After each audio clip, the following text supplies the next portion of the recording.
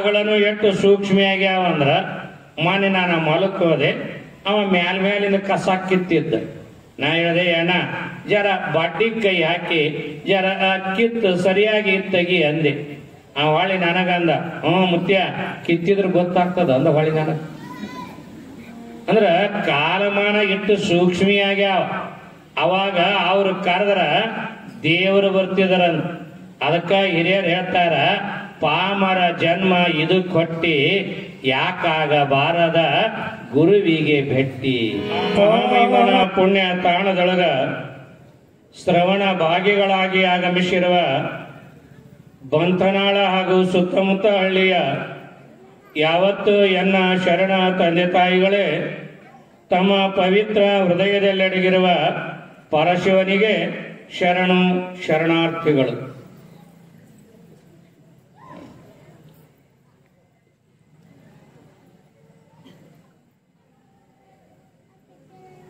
ಸಂಗನಬಸವ ಶಿವಯೋಗಿಗಳವರ ಜಯಂತಿ ಹಾಗೂ ಲಿಂಗೈಕ್ಯೆಯ ಪುಣ್ಯ ಸ್ಮರಣೆಯ ಸವಿನೆನಗಿನಲ್ಲಿ ಪ್ರಾರಂಭಗೊಂಡಿರುವಂತಹ ವಿಚಾರ ಜೀವನ ದರ್ಶನ ಅನ್ನುವಂತಹ ಪ್ರವಚನದ ಈ ಮಾಲಿಕೆಯೊಳಗ ನಾವೆಲ್ಲ ಜೀವನ ದರ್ಶನದ ಮಾಲಿಕೆಯೊಳಗ ಶರಣರ ಸಂತರ ಮಹಂತರ ವಿಚಾರಗಳನ್ನ ಕುರಿತ ನಿತ್ಯ ನಿತ್ಯ ಚಿಂತನೆಯನ್ನು ಮಾಡ್ತಾನೆ ಹೊರಟಿದ್ದೇವೆ. ಈ ವೇದಿಕೆಯ ಮುಖಾಂತರ ನಾವು ನೀವೆಲ್ಲ ಏನು ವಿಚಾರಗಳನ್ನ ಹಂಚಿಕೊಳ್ತಾ ಹೊರಟೀವಿ ಅಂದ್ರ, ಈ ಭೂಮಿಗೆ ಬಂದೀವಿ ಅಂದಮೇಲೆ ಯಾಗ ಇರಬೇಕಾಗ್ಯಾದ, ಯಾಗ ಜೀವಿಸಬೇಕಾಗ್ಯಾದ, ಹೇಗೆ ನಮ್ಮ ಬದುಕನ್ನ ನಿರ್ಮಾಣ ಮಾಡಿಕೊಳ್ಳಬೇಕಾಗ್ಯಾದ ಅನ್ನೋದನ್ನ ನಿತ್ಯ ನಿತ್ಯ ಯೋಚನೆಯನ್ನು ಮಾಡ್ತಾನೆ ಹೊರಟಿದ್ದೇವೆ. ಅದಕ್ಕಾಗಿನೇ ಶರಣರು ಒಂದು ಮಾತು ಹೇಳ್ತಾರೆ, ಈ ಜನ್ಮ ಸಾರ್ಥಕತೆ ಆಗಬೇಕಾದ್ರ, ಈ ಜನ್ಮ ಸಾರ್ಥಕತೆ ಆಗಬೇಕಾದ್ರ ನಾವು ಏನು ಮಾಡಬೇಕಾಗ್ಯದ ಅನ್ನೋದನ್ನ, ಯಾವಾಗ ಮಾಡಬೇಕಾಗ್ಯದ ಅನ್ನೋದನ್ನ ನಮ್ಮ ಶರಣರು ಒಳ್ಳೆಯ ಒಂದು ವಚನವನ್ನ ಬರೆಯುತ್ತಾರೆ. ನಮ್ಮಲ್ಲಿ ಹೇಗಿದೆ ಅಂದ್ರ, ಅಟ್ಟ ಮೇಲೆ ಒಲಿ ಉರಿತ, ಕೆಟ್ಟ ಮೇಲೆ ಬುದ್ಧಿ ಬತ್ತು ಅನ್ನೋರ ನಾವು ಬಹಳ ಜನ. ಇರುವಾಗ ಯೋಚನೆ ಮಾಡಲ್ಲ, ಇರುವಾಗ ಯೋಚನೆ ಮಾಡಲ್ಲ, ಕಳ್ಕೊಂಡ ಮೇಲೆ ಹುಡುಕಾಡವ್ರೆ ನಾವು ಬಹಳ ಜನ ಇದ್ದೀವಿ. ಅದಕ್ಕೆ ನಮ್ಮ ಶರಣರ ಒಂದು ಮಾತು ಹೇಳ್ತಾರೆ, ಯಾವಾಗ ಈ ಜನ್ಮದ ಸಾರ್ಥಕತೆ ಮಾಡ್ಕೋಬೇಕಾಗ್ಯದ, ನಮ್ಮಪ್ಪ ಬಸವಣ್ಣ ಹೇಳಿದ ಹಾಗೆ ನೆರೆ ಕೆನ್ನೆಗೆ ತೆರೆ ಗಲ್ಲಕ್ಕೆ ಶರೀರ ಗೂಡಿ ಹೋಗದ ಮುನ್ನ, ಹಲ್ಲು ಹೋಗಿ ಬೆನ್ನು ಬಾಗಿ ಅನ್ಯರಿಗೆ ಹಂಗಾಗದ ಮುನ್ನ, ಕಾಲ ಮೇಲೆ ಕೈಯನೂರಿ ಕೋಲು ಹಿಡಿಯದ ಮುನ್ನ, ಮುಪ್ಪಿಂದ ಪಳಿಯದ ಮುನ್ನ, ಮೃತ್ಯು ಮುಟ್ಟದ ಮುನ್ನ ಪೂಜಿಸು ಕೂಡಲ ಸಂಗಮ ದೇವನ ಅಂತ ಹೇಳ್ತಾರೆ. ಇಲ್ಲಿ ಮುನ್ನ ಮುನ್ನ ಮುನ್ನ ಈ ಜೀವನದ ಸಾರ್ಥಕತೆಯನ್ನು ಮಾಡ್ಕೋಬೇಕಾಗ್ತದೆ. ಇದ ಮಾತನ್ನೇ ನಿಜಗುಣ ಶಿವಯೋಗಿಗಳು ಹೇಳ್ತಾರೆ, ಕೆಡುವ ಜನ್ಮದ ಸಫಲತೆ ಆವುದು ಅಂತ ಪ್ರಶ್ನೆ ಮಾಡ್ತಾರೆ. ಕೆಡುವ ಜನ್ಮದ ಸಫಲತೆ ಆವುದು ಅಂತ ಹೇಳಿ ಅವರೇ ಅದಕ್ಕೆ ಉತ್ತರವನ್ನು ಕೊಡ್ತಾರೆ, ಪರಹಿತ ಪರಹಿತ ಪರಹಿತ ಅಂತ ಕೊಟ್ಟರು. ಒಟ್ಟಿನ ಮೇಲೆ ಈ ಎಲ್ಲ ಮಾತುಗಳ ವಿಚಾರಗಳು ಏನು ಅಂದ್ರ, ಈ ಜನ್ಮದ ಸಾರ್ಥಕತೆ ನಮಗ ಯಾವಾಗ ಮಾಡ್ಕೋಬೇಕಾಗಿದೆ ಅನ್ನೋದನ್ನ ನಾವೆಲ್ಲ ಯೋಚನೆ ಮಾಡಬೇಕಾಗ್ಯದ. ಈ ಶರೀರ ಹೆಂಗದ ಅಂದ್ರ, ಈ ದೇಹ ಹೆಂಗದ ಅಂದ್ರ ಪರಮಾತ್ಮನಿಂದ ಸಾಲವಾಗಿ ತಗೊಂಬಂದೀವಿ ಅಂತ. ಒಂದು ಬ್ಯಾಂಕಿನೊಳಗ ಸಾಲ ಮಾಡ್ತೀವಿ, ಬ್ಯಾಂಕಿನೊಳಗ ಸಾಲ ಮಾಡದೇವು ಅಂದ್ರ ಆ ಬ್ಯಾಂಕಿಗೆ ಮರಳಿ ನಾವು ಕಟ್ಟಲಿಲ್ಲ ಅಂದ್ರ ಆ ಬ್ಯಾಂಕಿನ ಮ್ಯಾನೇಜರ್ ಒಂದು ನೋಟಿಸ್ ಕಳಿಸ್ತಾನೆ. ಆ ನೋಟಿಸಿನೊಳಗ ಏನು ಬರೆದಿರ್ತಾನೆ, ನಿನ್ನ ಬಡ್ಡಿ ಇಟ್ಟದ, ನಿನ್ನ ಅಸಲ ಇಟ್ಟದ, ಈ ಬ್ಯಾಂಕಿಗೆ ತಂದ ಹಣ ಕಟ್ಟಬೇಕು ಅಂತ ಒಂದು ನೋಟಿಸ್ ಕಳಿಸ್ತಾರ. ಆ ನೋಟಿಸ್ ಬಂದಾಗನು ಸುಮ್ಮನೆ ಇದ್ದೇವು ಅಂದ್ರ ಎರಡನೇದೊಂದು ನೋಟಿಸ್ ಕಳಿಸ್ತಾನ. ಆ ಎರಡನೇ ನೋಟಿಸ್ ಬಂದಾಗನು ಸುಮ್ಮನೆ ಇದ್ದೇವು ಅಂದ್ರ ಮೂರನೆಯದೊಂದು ನೋಟಿಸ್ ಕಳಿಸ್ತಾನ. ಆ ಮೂರನೆಯ ನೋಟಿಸಿನೊಳಗ ಏನು ಬರೆದಿರ್ತಾನೆ ಮ್ಯಾನೇಜರ್, ನಿನ್ನ ಬಡ್ಡಿ ಇಟ್ಟದ, ನಿನ್ನ ಅಸಲ ಇಟ್ಟದ, ಈ ನೋಟಿಸ್ ಮುಟ್ಟಿದ 7 ದಿನದಾಗ ನೀನು ಬ್ಯಾಂಕಿಗೆ ಹಣ ತಂದು ಕಟ್ಟಿಲ್ಲ ಅಂದ್ರ ನಿನ್ನ ಆಸ್ತಿಯನ್ನ ಪಬ್ಲಿಕ್ದೊಳಗ ಲೀಲಾವ್ ಮಾಡ್ತೀನಿ ಅಂತ ಬರೀತಾರ. ಬ್ಯಾಂಕಿನಿಂದ ಹಣ ತಂದು ಕಟ್ಟಲಿಲ್ಲ ಅಂದ್ರ ಆಸ್ತಿ ಹೆಂಗ ಲೀಲಾವ್ ಆಗ್ತದ, ಈ ದೇಹ ಅನ್ನದ ಪರಮಾತ್ಮನಿಂದ ಸಾಲವಾಗಿ ಪಡ್ಕೊಂಬಂದೀವಿ ಅಂತ. ಹಾಗಾದರೆ ಇಲ್ಲಿ ಯಾವ ನೋಟಿಸ್ ಪರಮಾತ್ಮ ನಮಗೆ ಕಳಿಸ್ತಾನೆ ಅಂದ್ರ, ಮೊದಲೇ ನೋಟಿಸ್ ಏನು ಅಂದ್ರ ನೆರೆ ಕೆನ್ನೆಗೆ ತೆರೆ ಗಲ್ಲಕ್ಕೆ. ನೀನು ತಲೆಯಾಗ ಎಲ್ಲೇರೆ ಒಂದು ಕೂದಲ ಬೆಳ್ಳಗ ಆಗ್ಯಾವ ಅಂದ್ರ ನೋಟಿಸ್ ಬಂದು ಮುಟ್ಟ್ಯಾವಂತ ತಿಳ್ಕೊ. ಇನ್ನ ಈ ಬಿಳಿ ಕೂದಲಿಗೆ ಕರಿ ಎಣ್ಣೆ ಹಚ್ಕೊಂಡ್ರೆ ಹೆಂಗ್ ಮುಟ್ತಾವ್ರಿ ನಮ್ಮ? ಕಾರಣ ನೆರೆ ಕೆನ್ನೆಗೆ ತೆರೆ ಗಲ್ಲಕ್ಕೆ. ತಲೆಯೊಳಗಿನ ಕೂದಲ ಬೆಳ್ಳಗಾಗ್ತಾವೆ, ಬಾಯೊಳಗಿನ ಹಲ್ಲು ಬೀಳ್ತಾವೆ, ಕಿವಿ ಮಂದಾಗ್ತಾವೆ, ಕಣ್ಣ ಕಾಣಲಾರ್ದಂಗಾಗ್ತಾವೆ. ಇವೆಲ್ಲ ಒಂದೊಂದು ನೋಟಿಸ್ ನಮಗೆ. ಈ ಎಲ್ಲ ನೋಟಿಸಿಗೆ ನಾವು ಮಣಿದ ಇದ್ರ, ಈ ಎಲ್ಲ ನೋಟಿಸಿಗೆ ಮಣಿಲಿಲ್ಲ ಅಂದ್ರ ಕೊನೆಗೊಂದು ನೋಟಿಸನ್ನ ಹರಾಜು ಮಾಡ್ತಾನೆ. ಅದು ಯಾವುದು? ಮೃತ್ಯು ದೇವತೆ ಅನ್ನುವ ಹರಾಜು ನೋಟಿಸ್. ಮೃತ್ಯು ದೇವತೆ ಅನ್ನುವ ಹರಾಜು ನೋಟಿಸ್ ಬತ್ತು ಅಂದ್ರ ಈ ದೇಹ ಉಳಿಸಿಕೊಳ್ಳಕ್ಕಾಗಲ್ಲ. ಅದಕ್ಕ ಬಸವಣ್ಣವ್ರ ಏನಂದ್ರ, ಮುನ್ನ ಮುನ್ನ ಮುನ್ನ ದೇವರ ಆರಾಧನೆಯನ್ನು ಮಾಡು. ಯಾವ ಮುನ್ನ? ಮೃತ್ಯು ಮುಟ್ಟದ ಮುನ್ನ, ನಿನಗೆ ಭಗವಂತ ಕರೆದುಕೊಳ್ಳುವ ಮುನ್ನ ಯೋಚನೆಯನ್ನು ಮಾಡ, ಆರಾಧನೆಯನ್ನು ಮಾಡ, ನಾಮಸ್ಮರಣೆಯನ್ನು ಮಾಡು ಅಂತ ಹೇಳ್ತಾ. ಅದಕ್ಕಾಗಿನೇ ಈ ದೇಹ ಶಾಶ್ವತ ಅಲ್ಲ. ಇರುವಾಗನ ಹಲವಾರು ರೀತಿಯ ಯೋಚನೆಗಳನ್ನು ನಾವು ಮಾಡಬೇಕಾಗ್ಯದ.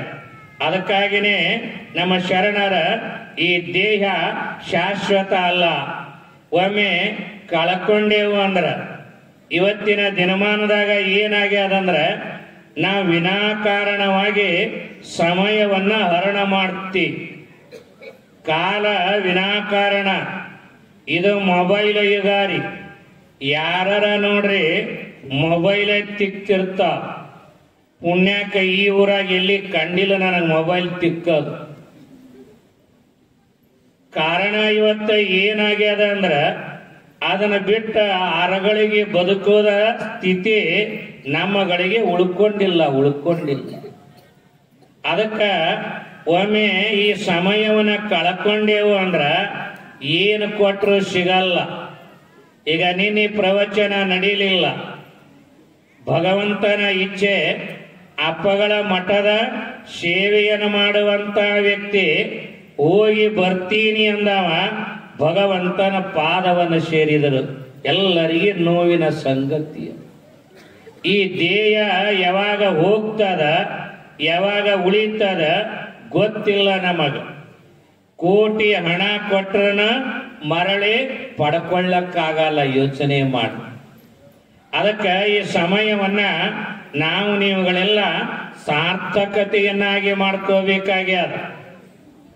ರಾಮಕೃಷ್ಣ ಪರಮಹಂಸರು ಮುಳುಗುವ ಸೂರ್ಯನನ್ನ ನೋಡಿ ಗಳ ಗಳ ಗಳ ಅಳುತ್ತಿದರಂತ. ಮುಳುಗುವ ಸೂರ್ಯನನ್ನ ನೋಡಿ ರಾಮಕೃಷ್ಣ ಪರಮಹಂಸರು ಯಾಕೆ ಅಳುತ್ತಿದರು ಅಂದ್ರ, ಇವತ್ತ ನನ್ನ ಜೀವನದೊಳಗ ಜಗನ್ಮಾತೆಯ ದರ್ಶನ ಆಗಲಾರದ ಇವತ್ತಿನ ದಿನ ಕಳೆದನಲ್ಲ ಅಂತ ಹೇಳಿ ಗಳ ಅಳುತ್ತಿದರಂತ. ಗಾಂಧೀಜಿಯವರ ಹಲ್ಲು ತಿಕ್ಕುವಾಗ ಭಗವದ್ಗೀತೆಯ ಶ್ಲೋಕನ್ನ ಬರೆದ ಗ್ವಾಡಿಗೆ ಅಂಟಿಸಿ ಆ ಭಗವದ್ಗೀತೆಯ ಶ್ಲೋಕನ್ನ ಕಂಠಪಾಠ ಮಾಡ್ತಾನೆ ಹಲ್ಲು ತಿಕ್ತಿದರಂತ. ಅಂದ್ರೆ ಈ ಮಾತನ್ನ ಯಾಕೆ ಹೇಳಕತ್ತೇನಿ ಅಂದ್ರ, ಸಮಯ ಸಾರ್ಥಕತೆ ಮಾಡ್ಕೋಬೇಕಾಗ್ಯದ. ಈಗ ನೋಡಿ, 7:15 9 ಗಂಟೆ 15 ನಿಮಿಷ ಈ ಸಮಯವನ್ನ ನಾವು ಸದುಪಯೋಗ ಮಾಡ್ಕೋಬೇಕಾಗ್ಯದ. ಸಿಕ್ಕ ಅವಕಾಶವನ್ನ ಕಳ್ಕೊಂಡೇವಂದ್ರ ಮತ್ತೆ ಸಿಗಲ್ಲ. ಈಗ ಇಲ್ಲಿ ದಾಸೋಹ ನಡೆದಾದ, ಜಾತ್ರೆ ನಡೆದಾದೆ, ಇಲ್ಲಿ ಹಲವಾರು ಕಾರ್ಯಗಳು ನಡೆಯುತ್ತವೆ. ಇದರ ಅವಕಾಶವನ್ನು ನಾವು ಪಡ್ಕೊಂಡೇವಂದ್ರ ಅದರ ಸಾರ್ಥಕತೆ ಆಗುತ್ತದೆ. ಈಗ ಬೆಕ್ಕ ಗಿಳಿನ ಹಿಡದಾದ, ಇನ್ನೇನು ತಿನ್ಬೇಕಂತಿತ್ತ. ಆಗ ಗಿಳಿ ಬೆಕ್ಕಿಗೆ ಹೇಳ್ತಾನ, ಏ ಬೆಕ್ಕ, ನೀನ ಬಹಳ ಮಾಂಸಾಹಾರಿ, ನೀನು ಇಲಿ ತಿಂದು ಬಂದೀರಿ. ನಾನು ಗಿಳಿ ಅಂದ್ರ ಹಣ್ಣ ಹಾಲ ತಿಂದ ಪಕ್ಷಿ, ನನಗೆ ತಿನ್ನು ಬ್ಯಾಡ ಅಂತ ಅನ್ನಲ್ಲ. ಆದ್ರೆ ನನಗೆ ತಿನ್ಬೇಕಾದ್ರ ಜರ ನಿನ್ನ ಬಾಯಿ ಬಹಳ ಹೊಲಸಾಗ್ಯದ, ತೊಳ್ಕೊಂಬಂದು ತಿನ್ನುವಂತಂತ. ಬೆಕ್ಕ ಖರೇನೆ ಅಂತ, ಈಗ ಇಲಿ ತಿಂದು ಬಂದೀನಿ, ಮತ್ತ ಈ ಗಿಳಿ ಹೇಳದ ಖರೆ ಅದ ಅಂತೇಳಿ ಏನು ಬಾಯಾಗೇನು ಹಿಡ್ದಿತ್ತ ಅದನ್ನ ಅಲ್ಲಿ ಬಿಟ್ಟತ್ತ ಬಾಯಿ ತಕ್ಕೊಳಕ್ ಹೋಯ್ತು. ಅದೇನ ಇಲ್ಲಿ ಗಿಳಿನ ಬಿಟ್ಟ ಬಾಯಿ ತಕ್ಕೊಳಕ್ ಹೋಗಿತ್ತ, ಅದನ್ನ ಬಾಯಿ ತಕ್ಕೊಂಡ ಗಿಳಿನ ತಿನ್ನಬೇಕು ಅಂತ ಬರೋದ್ರಾಗ ಅಲ್ಲಿ ಗಿಳಿ ಇತ್ತೇನ ಯಾವಾಗ ಹಾರಿ ಹೋಗಿ ಬಿಟ್ಟಿತ್ತು. ನಾನು ಈ ಮಾತು ನಿಮಗೆ ಯಾಕೆ ಹೇಳಿದೆ, ಯಾವಾಗ ಅವಕಾಶ ಸಿಕ್ಕಾದ, ಯಾವಾಗಾದ್ರ ಉಪಯೋಗ ಮಾಡ್ಕೊಳ್ಳಕ್ಕ ನಮಗ ಸಾಧ್ಯ ಅದ, ಆಗ ಉಪಯೋಗ ಮಾಡಿಕೊಂಡ್ರನ ಹೊಟ್ಟಿ ತುಂಬುತ್ತದೆ. ಸಮಯ ಮೀರಿ ಮಾಡಿದರ ಏನೂ ಪ್ರಯೋಜನವಾಗಲ್ಲ. ಅದಕ್ಕ ನಮಗಳ ಜೀವನ ಸಾರ್ಥಕತೆಗಳು ನಮಗ ಆಗಬೇಕಾಗಿದ್ರ ಈ ವೇಳೆಯನ್ನ ಸಾರ್ಥಕತೆಯನ್ನಾಗಿ ಮಾಡ್ಕೋಬೇಕಾಗ್ಯದ.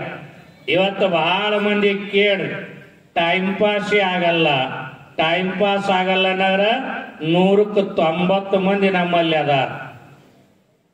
ಬರೀ ಟೈಮ್ ಪಾಸಿನ ಬದುಕ ಇದು ಅಲ್ಲ. ಭಗವಂತ ಕೊಟ್ಟಿರುವ ಈ ಕಾಯ ಬಹಳ ಕಿಮ್ಮತ್ತಿನದದ. ಕೂಡಲ ಸಂಗನ ಶರಣರ ಒಲಿಸ ಬಂದ ಪ್ರಸಾದ ಕಾಯ ಕೆಡಿಸಲಾಗದು ಅಂತಾರೆ. ಇದು ಬಹಳ ಕಿಮ್ಮತ್ತಿನದದ. ಇದರ ಸಾರ್ಥಕತೆಯನ್ನ ನಾವು ಮಾಡ್ಕೋಬೇಕಾಗ್ತದ. ಈಗ ಒಬ್ಬ ಖರೆ ವ್ಯಾಪಾರಿಯ ಲಕ್ಷಣ ಏನ್ರಿ? ಖರೆ ವ್ಯಾಪಾರ ಮಾಡವ ಸಂಜೆಗೆ ಮನೆಗೆ ಬಂದ ಮೇಲೆ ಕುತ್ಕೊಂಡ ಯೋಚನೆ ಮಾಡ್ತಾನ. ಏನು ಯೋಚನೆ ಮಾಡ್ತಾನ? ಇವತ್ತ ಲಾಭ ಎಟ್ಟಾಗ್ಯದ, ಎಟ್ಟ ಹಾನಿಯಾಗ್ಯದ. ಅವ ಹಾಸಿಗೆ ಮೇಲೆ ಕುತ್ಕೊಂಡ ಜಮಾ ಖರ್ಚ ನೋಡ್ತಾನೆ. ಇವತ್ತೇನು ನಾನು ದುಡಿದಿದ್ರೊಳಗ ಲಾಭ ಆಗ್ಯದ, ಏನು ಹಾನಿ ಆಗ್ಯದ? ಹೆಂಗ ವ್ಯಾಪಾರಿ ಜಮಾ ಖರ್ಚು ಮಾಡ್ತಾನಲ್ಲ, ಯೋಚನೆ ಮಾಡ್ತಾನಲ್ಲ, ನಾವು ಮಲಗುವಾಗ ನಮ್ಮದು ಜಮಾ ಖರ್ಚ ನೋಡ್ಬೇಕು. ಏನಂತ ನೋಡ್ಬೇಕ? ಹಾಸಿಗೆ ಮೇಲೆ ಕುಂದರ್ರಿ, ಮಲಗುವಾಗ ಇವತ್ತನ ಎಟ್ಟ ಸತ್ಯದ ಮಾತುಗಳನ್ನ ಆಡಿದೀನಿ, ಎಷ್ಟು ಸುಳ್ಳು ಹೇಳೀನಿ, ಒಮ್ಮೆ ಜಮಾ ಖರ್ಚು ನೋಡಿ. ಬೆಳಗಿನಿಂದ ಸಾಯಂಕಾಲದವರೆಗೆ ನಾ ಏನು ಸುಳ್ಳ ಮಾತಾಡಿನ, ಏನು ಸತ್ಯ ಮಾತಾಡಿನ? ಏನು ಯಾರಿಗೇರೆ ಉಪಕಾರ ಮಾಡೀನೆ, ಯಾರಿಗೇರೆ ಅಪಕಾರ ಮಾಡೀನೆ, ಯಾರಿಗೇರೆ ಪ್ರೀತಿ ಮಾಡೀನೆ, ಏನು ದ್ವೇಷದಿಂದ ಬದುಕೀನೆ, ಏನು ದಾಸೋಹಿಯಾಗಿ ಬದುಕೀನೆ, ಏನು ಪಶುವಾಗಿ ಬದುಕೀನೆ ಅಂತ ಹಾಸಿಗೆ ಮೇಲೆ ಕುತ್ಕೊಂಡ ಜಮಾ ಖರ್ಚ ನೋಡ್ಬೇಕು. ಪೆನ್ನ ಹಾಳಿ ತಗೊಂಡು ಹಿಂಗ ನೋಡ್ರಿ ನಮ್ಮ ಜೀವನ ಎಷ್ಟು ಸಾರ್ಥಕತೆ ಆಗ್ಯಾದ ಅನ್ನೋದು ಗೊತ್ತಾಗ್ತದೆ. ಇಂಥ ಜೀವನದ ಸಾರ್ಥಕತೆಯನ್ನ ನಾವು ನೀವೆಲ್ಲ ಯೋಚನೆ ಮಾಡಬೇಕಾಗ್ಯದ. ಆದ್ರೆ ಇವತ್ತಿನ ದಿನಮಾನದೊಳಗ ಹಿಂಗ ಸಾರ್ಥಕತೆ ಮಾಡ್ಕೊಳ್ಳೋರು ಎಷ್ಟು ಮಂದಿ ಅದಾರಿ. ಮೊನ್ನೆ ನಾ ಮಠದಾಗ ಕುಂತಿದ್ದೆ, ಒಂದು 3 ಗಿರಾಕಿ ಬಂದವ್ರಿ. ಅವು ಎಂದೂ ಮಠಕ್ಕೆ ಬರ್ಲಾರ್ದು ಬಂದು ಅಂದ್ರ ನಮಗೂ ಜರ ಎದಿ ಹೊಡಿತದೀವಿ, ಯಾಕೆ ಬಂದು ಅಂತ ಹೇಳಿ. ಬರೋ ಬಂದ್ರ ಪರವಾಗಿಲ್ರಿ, ಇವು ಬರ್ಲಾರ ಗಿರಾಕಿ ಬಂದು ಅಂದ್ರ ಏನಾರ ಕೇಳಾಕ ಬಂದು ಏನಂತ ಒಂದು ಭಯನೂ ಇರ್ತದ. ಇರ್ಲಿ ಬಂದಾರಂತೇಳಿ ಅಣ್ಣಾರ ಕುಂದೂರಿ ಅಂದಿ. ಹಿಂಗ ಮಾತನಾಡಾಗ ಯಾಕ ಈ ಕಡೆ ಹೊಂಟಿರಲ್ರಿ ಅಣ್ಣಾರ ಅಂತ ಅಂದೆ ಒಂದು ಮಾತು. ಅವ್ರು ನನಗಂದ್ರ, ಮುತ್ಯಾರ ಅಜ್ಜಾರ ನಿಮ್ ಕೂಡ ಟೈಮ್ ಪಾಸ್ ಮಾಡಾಕ್ ಹೊಂಟೀನಿ ಅಂದ್ರ ನನಗ. ನಾಂದೆ ಟೈಮ್ ಪಾಸ್ ನನಗೆ ಬರಲ್ಲ ಅಂದೆ. ನಾನಾ ನಮೂನಿ ಟೈಮ್ ಪಾಸ್ಗಳು ನಮ್ಮಲ್ಲಿ ಅದಾವ ಯಪ್ಪ, ನನಗ ಅದು ಗೊತ್ತಿಲ್ಲ ಅಂದೆ. ಅಜ್ಜಾರ ಅದು ಟೈಮ್ ಪಾಸ್ ಅಲ್ರಿ, ನಾ ನಿಮಗೊಂದು ಕತಿ ಹೇಳ್ತೀವ್ರಿ ಟೈಮ್ ಹೋಗಂಗ ಅಂದ. ಹೇಳಪ್ಪ, ಭಾಳ ಚಲೋ ಆಯ್ತು ಅಂದೆ. ಅವ ಹೇಳ್ದ, ಹಿಂಗ ನಮ್ಮ ಊರಾಗ ಒಬ್ಬ ಯಜಮಾನ ಅದಾನ ಅಂದ.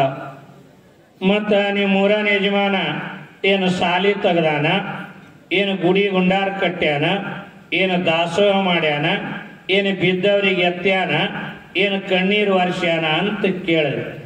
ಇವ್ ಏನು ಮಾಡಿಲ್ರಿ ಅಂದವ.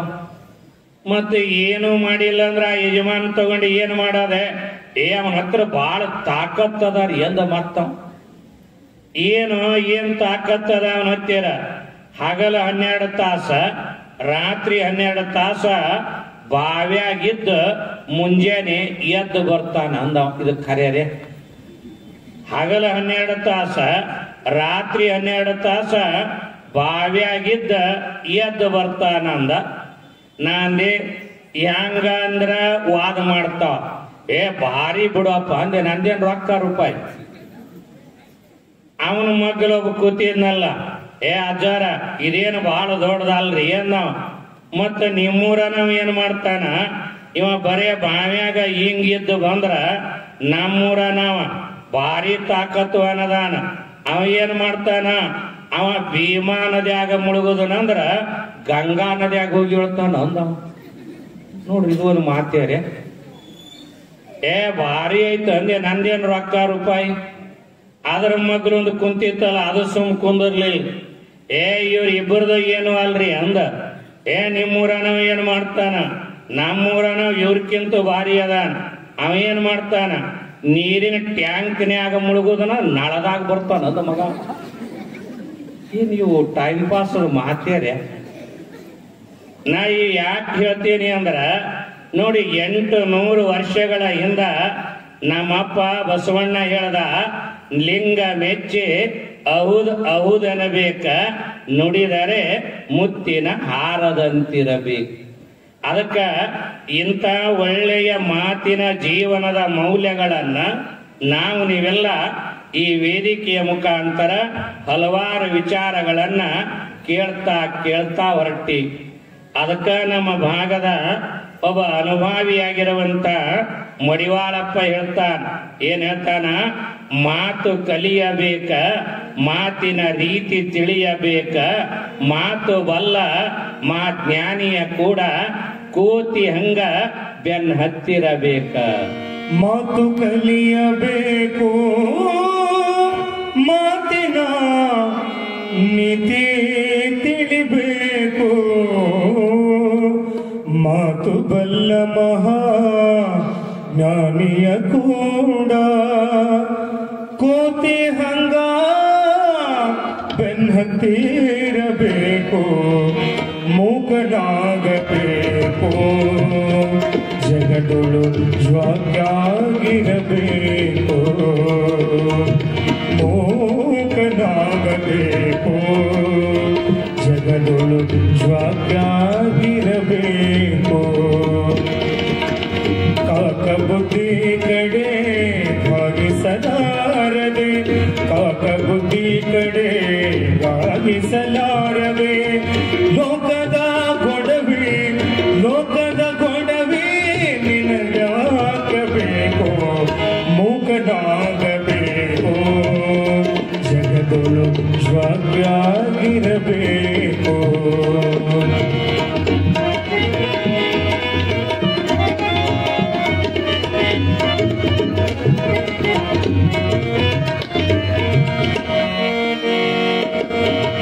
ಮಾತು ಕಲಿಯಬೇಕು, ಮಾತಿನ ನೀತಿ ತಿಳಿಬೇಕು.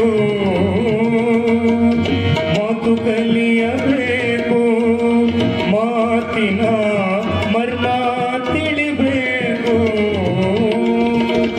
ಮಾತು ಬಲ್ಲ ಮಹಾ ಜ್ಞಾನಿಯ ಕೂಡ, ಮಾತು ಬಲ್ಲ ಮಹಾ ಜ್ಞಾನಿಯ ಕೂಡ.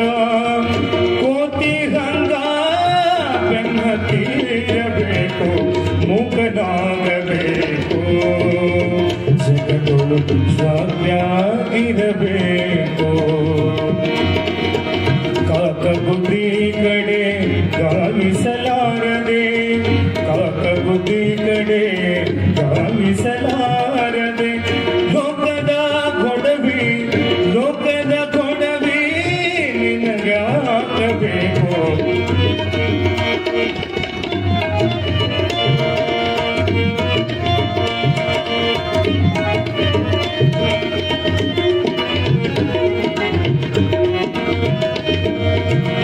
ತತ್ವ ಕಲಿಯಬೇಕು, ತತ್ವದ ಅರ್ಥ ತಿಳಿಬೇಕು.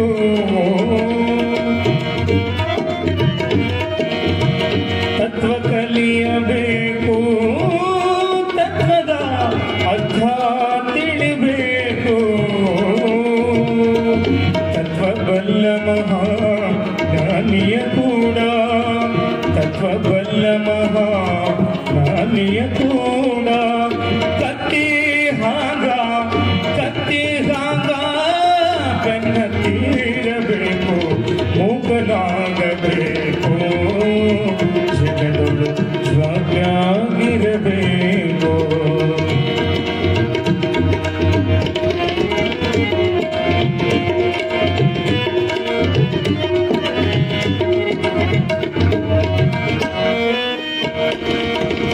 ಆಸೆ ಅಳಿಯಬೇಕು, ಮನಸ್ಸಿನ ಹೆಸಿಗೆ ತೊಳಿಬೇಕು. ಆಸೆ ಅಳಿಯಬೇಕು, ಮನಸ್ಸಿನ ಹೆಸಿಗೆ ತೊಳಿಬೇಕು. ಆಸೆಗಳಿಗೂ ಮನದ ಹೆಸಿಗೆ ತೊಳೆದು, ಆಸೆಗಳಿಗೂ ಮನದ ಹೆಸಿಗೆ ತೊಳೆದು. ಪುಟದ ಮಹತನ, ಪುಟದ ಮಹತನ ಪದ ಹಿಡಿಬೇಕು, ಮೂಕನಾಗಬೇಕು. ಜಗದೊಳು ಜ್ವಾಕ್ಯಾಗಿರಬೇಕು. ಕಾಕ ಬುದ್ಧಿ ಕಡೆ ಗಾಲಿಸಲಾರದೆ, ಕಾಕ ಬುದ್ಧಿ ಕಡೆ ಗಾಲಿಸಲಾರದೆ. ಲೋಕದ ಗೊಡವೆ, ಲೋಕದ ಗೊಡವೆ ನಿನಗಾಗಬೇಕು, ಮೂಕನಾಗಬೇಕು.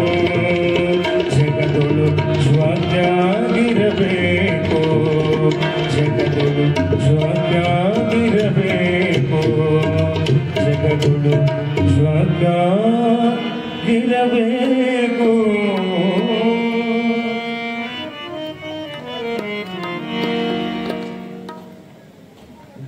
ನಮ್ಮ ಶರಣರ ಮಾತುಗಳಂದ್ರೆ ಆ ರೀತಿಯಾಗಿ ಇರ್ತಾವೆ ಅನ್ನೋದನ್ನ ನಾವೆಲ್ಲ ಯೋಚನೆ ಮಾಡಿ ನೋಡಿ. ಸಂಗನಬಸವ ಶಿವಯೋಗಿಗಳ ಮಾತು ಕೇಳಾಕ ನಾಡಿನ ಜನಗಳೆಲ್ಲ ಬರೋದನ್ನ ಕೇಳಿವಿ ನಾವೆಲ್ಲ. ಕರ್ನಾಟಕದ ಗಾಂಧಿ ಎನಿಸಿಕೊಂಡಿರುವ ಹರ್ಡೇಕರ್ ಮಂಜಪ್ಪನಂತವ್ರು, ಸಲ್ಲಾಪುರದ ಜಯದೇವ ತಾಯಿ ಲಿಗಾಡೆ ಅಂತವ್ರು, ಶಿಂಪಿಯ ಲಿಂಗಣ್ಣನಂತವ್ರು, ಲಚ್ಚಾಣದ ಅಮಿನಪ್ಪ ಸಂತರಂತವ್ರು. ನೋಡಿ, ಇವರೆಲ್ಲ ಆಗಿನ ಕಾಲದ ದಿಗ್ಗಜರು ಕೂಡ ಅಪ್ಪಗಳ ಮಾತು ಕೇಳಾಕ ಬಂಧನಾಳಕ್ಕೆ ಬರ್ತಿದ್ರಂತ. ಹಾಗನ ಈ ಮಾತು ಕೇಳಾಕ ಇವತ್ತು ಯಾರು ಬಂದಾರೆ ಅಂದ್ರ, ಸೌರಾಷ್ಟ್ರ ದೇಶದಿಂದ ಕಲ್ಯಾಣಕ್ಕ ಒಬ್ಬ ಶರಣ ಬರ್ತಾನೆ. ಆತ ಯಾರು ಅಂತ ಕೇಳಿದರ ಸೊಡ್ಡಳ ಬಾಚರಸ ಅಂತ ಬರ್ತಾ. ಸುಮ್ಮನೆ ಒಂದು ಸಣ್ಣ ಕಥೆ. ಈ ಸೊಡ್ಡಳ ಬಾಚರಸರು ಕಲ್ಯಾಣಕ್ಕೆ ಬಂದ ಮೇಲೆ ಇವರು ಅಲ್ಲಿ ಒಂದು ಬಸವಣ್ಣ ಕಾಯಕವನ್ನು ಕೊಟ್ಟಾನ. ಕಾಯಕ ಅಲ್ಲಿ ಕಲ್ಯಾಣದಾಗ ಎಲ್ಲರೂ ಒಂದು ಕಾಯಕ, ಎಲ್ಲರೂ ದುಡ್ದೇ ಉಣ್ಣೋದು, ಎಲ್ಲರೂ ಕೆಲಸ ಮಾಡೇನೆ ಪ್ರಸಾದ ತಗೊಳ್ಳೋದು. ಈ ಸೊಡ್ಡಳ ಬಾಚೇಶ್ವರ ಸೌರಾಷ್ಟ್ರ ದೇಶದಿಂದ, ಆ ನಾಡಿನಿಂದ ಈ ಕಲ್ಯಾಣಕ್ಕೆ ಬಂದಾಗ ಬಸವಣ್ಣವ್ರು ಏನು ಕಾಯಕ ಕೊಟ್ಟಿದರು ಅಂದ್ರ, ಅರಮನೆಯೊಳಗ ಆನೆ ಕುದುರೆಗಳಿಗೆ ಈ ದವಸ ಧಾನ್ಯಗಳನ್ನ ಅಳೆದು ಕೊಡುವ ಕಾಯಕವನ್ನು ಕೊಟ್ಟಾರ. ಈ ಕಲ್ಯಾಣದೊಳಗ ಆನೆ ಕುದುರೆಗಳಿಗೆ ಧಾನ್ಯಗಳನ್ನ ಅಳೆದು ಕೊಡುವಂತ ಕಾಯಕವನ್ನು ಕೊಟ್ಟಾರೆ. ನೋಡಿ, ಈ ಸೊಡ್ಡಳ ಬಾಚರಸ ಸೌರಾಷ್ಟ್ರ ನಾಡಿನಿಂದ ಬಂದ ಕಲ್ಯಾಣದೊಳಗ ಈ ಕಾಯಕವನ್ನ ಮಾಡ್ತಾನೆ. ಆತನು ವಚನಗಳನ್ನು ಬರೆದಾನೆ. ಎಷ್ಟು ವಚನಗಳನ್ನು ರಚನೆ ಮಾಡಿದಾನೆಂದರೆ 104 ವಚನಗಳು ಸಿಗುತ್ತಾವೆ. ಅರಮನೆಯಾಗ ಆನೆ ಕುದುರೆಗಳಿಗೆ ಮಾಲ ಕೂಡ ಮನುಷ್ಯ ಎಷ್ಟು ದೊಡ್ಡವಾದ ನೋಡ್ರಿ. ಆ ವ್ಯಕ್ತಿ ಹಲವಾರು ವಚನಗಳನ್ನು ಬರೆಯುತ್ತಾನ. ಆತನಿಗೆ ಕಾಯಕ ಏನು ಕೊಟ್ಟಿದಾರ, ಈ ಧಾನ್ಯಗಳನ್ನ ಅಳದು ಕೊಡೋದ, ಎಷ್ಟು ಕೊಟ್ಟಾನ ಲೆಕ್ಕಗಳನ್ನ ಬರೆಯೋದು, ಎಷ್ಟು ಕೊಟ್ಟಾನ ಲೆಕ್ಕ ಬರೆಯೋದು. ಆದ್ರೆ ಎಲ್ಲರಂಗ ಲೆಕ್ಕ ಬರೆದರ ಇವತ್ತು ನಾ ಇಲ್ಲಿ ಆ ವಿಚಾರಗಳನ್ನ ಹೇಳ್ತಾ ಇರ್ಲಿಲ್ಲ. ಆದ್ರ ಅವ ಹೆಂಗ ಲೆಕ್ಕ ಬರೀತಿದನ ಅಂದ್ರ, ಅವ ಹೆಂಗ ತನ್ನ ಲೆಕ್ಕ ಬರದಾನಂದ್ರ, ಬಂದಿದ್ದು ಬಾರದ್ದ ಓಂ ನಮ ಶಿವಾಯ. ಅವ ಒಯ್ ಒಳಗ ಬರೀತಾನ. ಧಾನ್ಯ ಅಳದು ಕೊಟ್ನ ಅಂದ್ರ ಎಟ್ಟು ಶೇರ, ಎಟ್ಟು ಮಾಪ, ಎಟ್ಟು ಕೊಟ್ಟೀನಿ ಅನ್ನೋದ ಅಂಕಿ ಸಂಖ್ಯೆಯನ್ನು ಬರೀಲಿಲ್ಲ. ಅವ ಏನು ಬರೀತಾನ, ತಂದದ್ದು ತಾರದ್ದ ಓಂ ನಮ ಶಿವಾಯ ಎಂದು, ಬಂದದ್ದು ಬಾರದ್ದ ಓಂ ನಮ ಶಿವಾಯ ಎಂದು, ಸಂದದ್ದು ಸಲ್ಲಿದ್ದ ಓಂ ನಮ ಶಿವಾಯ. ನೋಡಿ ದೊಡ್ಡವ್ರ ಲೆಕ್ಕ ಹೆಂಗಿರ್ತದ. ನಾವು ಬರೆಯ ಲೆಕ್ಕ ಬೇರೆನೆ. ಇಲ್ಲಿ ಸೊಡ್ಡಳ ಬಾಚರಸ ಆನೆ ಕುದುರೆಗಳಿಗೆ ಈ ರೀತಿಯಾಗಿ ಮಾಲಗಳನ್ನು ಕೊಟ್ಟ, ಈ ರೀತಿಯಾಗಿ ಅಳತೆಯ ಮಾಪನ್ನ ಲೆಕ್ಕ ಬರೆಯುತ್ತಾರ. ದೊಡ್ಡವ್ರ ಲೆಕ್ಕನ ಬೇರೆ. ಶರೀಫ ಹೊಲ ಪಾಲ್ಯ ಹಚ್ಚಿದನಂತ. ಪಾಲ್ಯ ಹಚ್ಚಾನ, ಪಾಲ ಮಾಡ್ದವ ರಾಶಿ ಮಾಡಿ ಶರೀಫನ ಮನ್ಯಾಗ ಜ್ವಾಳ ಹಚ್ಚಿದ್ದ. ದೊಡ್ಡವ್ರ ಲೆಕ್ಕ ಹೆಂಗಿರ್ತಾವ ನೋಡ್ರಿ. ಯಾವಾಗ ಮನ್ಯಾಗ ಜ್ವಾಳ ಹಚ್ಚಾನ, ತಿಂಗಳ 2 ತಿಂಗಳ ಹೋಯ್ತ್ರಿ. ಶರೀಫ ಪಾಲ ಮಾಡಿ ಕೊಡ್ಲೇ ಇಲ್ಲ. ರೈತ ಬಂದ, ಏ ಶರೀಫ, ನೀನು ಹೊಲ ಪಾಲ್ಯ ಮಾಡೀನಿ, ರಾಶಿ ಎಲ್ಲ ಮನ್ಯಾಗ ಹಚ್ಚೀನಿ, ನನಗ ಪಾಲಿಂದ ಅಳದು ಕೊಡು ಅಂದ. ಶರೀಫ ಜ್ವಾಳನ ನೆಲಕ್ಕೆ ಹಾಕದ, ಶೇರು ತಗೊಂಡ ಅಳ್ಯಾಕತ್ತ. ಎಲ್ಲರೂ ಅಳೆಯಂಗ ಅಳಿಲಿಲ್ಲ. ದೊಡ್ಡವ್ರ ಲೆಕ್ಕ ಹೇಳ್ತೀನಿ ನಾ ನಿಮಗ. ಅವ ಶೇರ್ ತಗೊಂಡ 1 ಅಂತ ಅಳದ, 2 ಅಂದ, 3 ಅಂದ. ಅವು 30 ಶೇರ್ ಆಗ್ಯಾವ. ಬರೇ 3 ಅನ್ನಕತ್ಯಾನ, ಬರೇ 3 ಅನ್ನಕತ್ಯಾನ.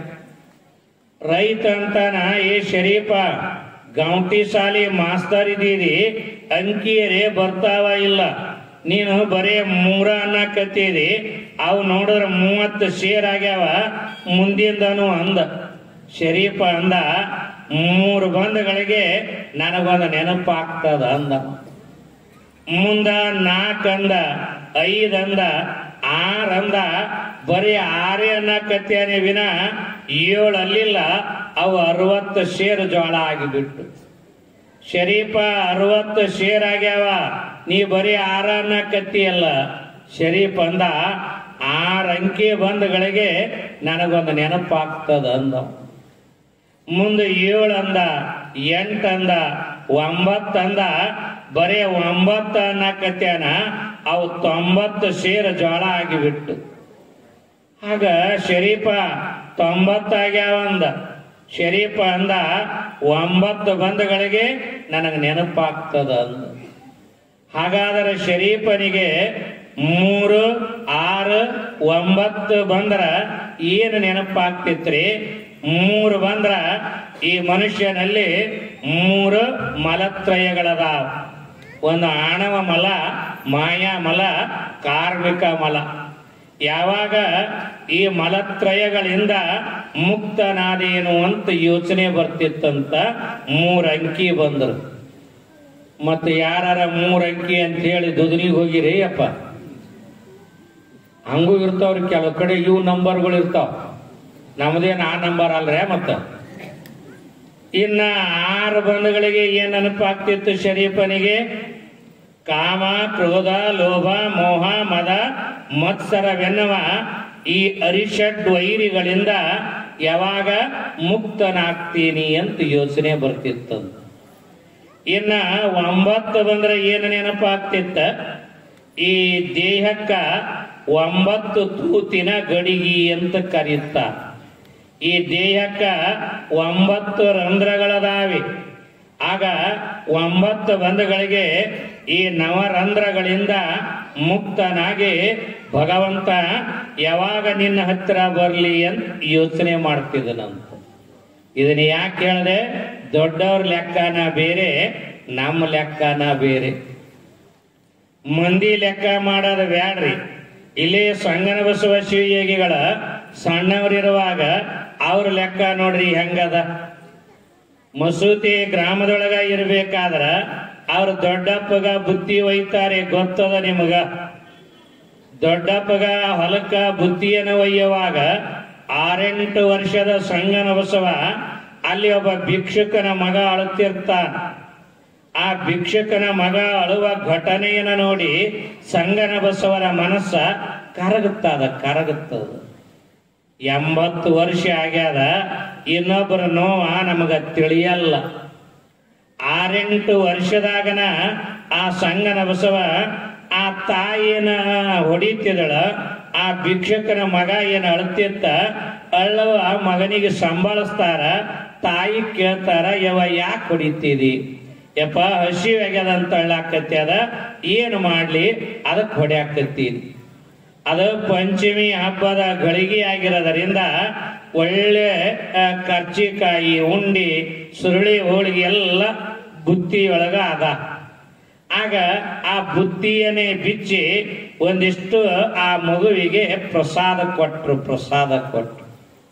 ಅವ ಉಣ್ತಾನೆ, ಮತ್ತ ಅಳ್ತಾನೆ. ಇನ್ನಟ್ಟು ಬೇಕು ಅಂದಾಗ ಇನ್ನಟ್ಟು ಕೊಡ್ತಾರೆ, ಮತ್ತ ಅಳ್ತಾನೆ. ಆ ಅಳುವ ಮಗುವಿಗೆ ಸಂಗನ ಬಸವರಂದರಂತ, ನೀ ಯಾಕೆ ಅಳ್ತೀರಿ? ಕಡಿಮೆ ಆದ್ರ ಇನ್ನೊಂದಿಟ್ಟ ಮನಿಗೆ ಹೋಗಿ ಬಂದ ನಾ ತಂದು ಕೊಡ್ತೀನಿ, ಅಳಬೇಡ ಅಂತ ಹೇಳೋದು. ಆದ್ರೂ ಇವ್ರು ಹಿಂಗ 4 ಹೆಜ್ಜೆ ಹೋಗೋದ್ರಾಗ ಮತ್ತ ಅಳ್ಳಾಕತ್ತ ಮಗು, ಮತ್ತ ತಾಯಿ ಹೊಡ್ಯಾಕತ್ತಳು. ಅವಾಗ ತಾಯಿಗೆ ಕೇಳ್ತಾನೆ, ಯವ್ವ ಮತ್ತ್ಯಾಕೆ ಅಳ್ಳಾಕತ್ತೇನ, ಯಾಕೆ ಹೊಡ್ಯಾಕತ್ತಿ?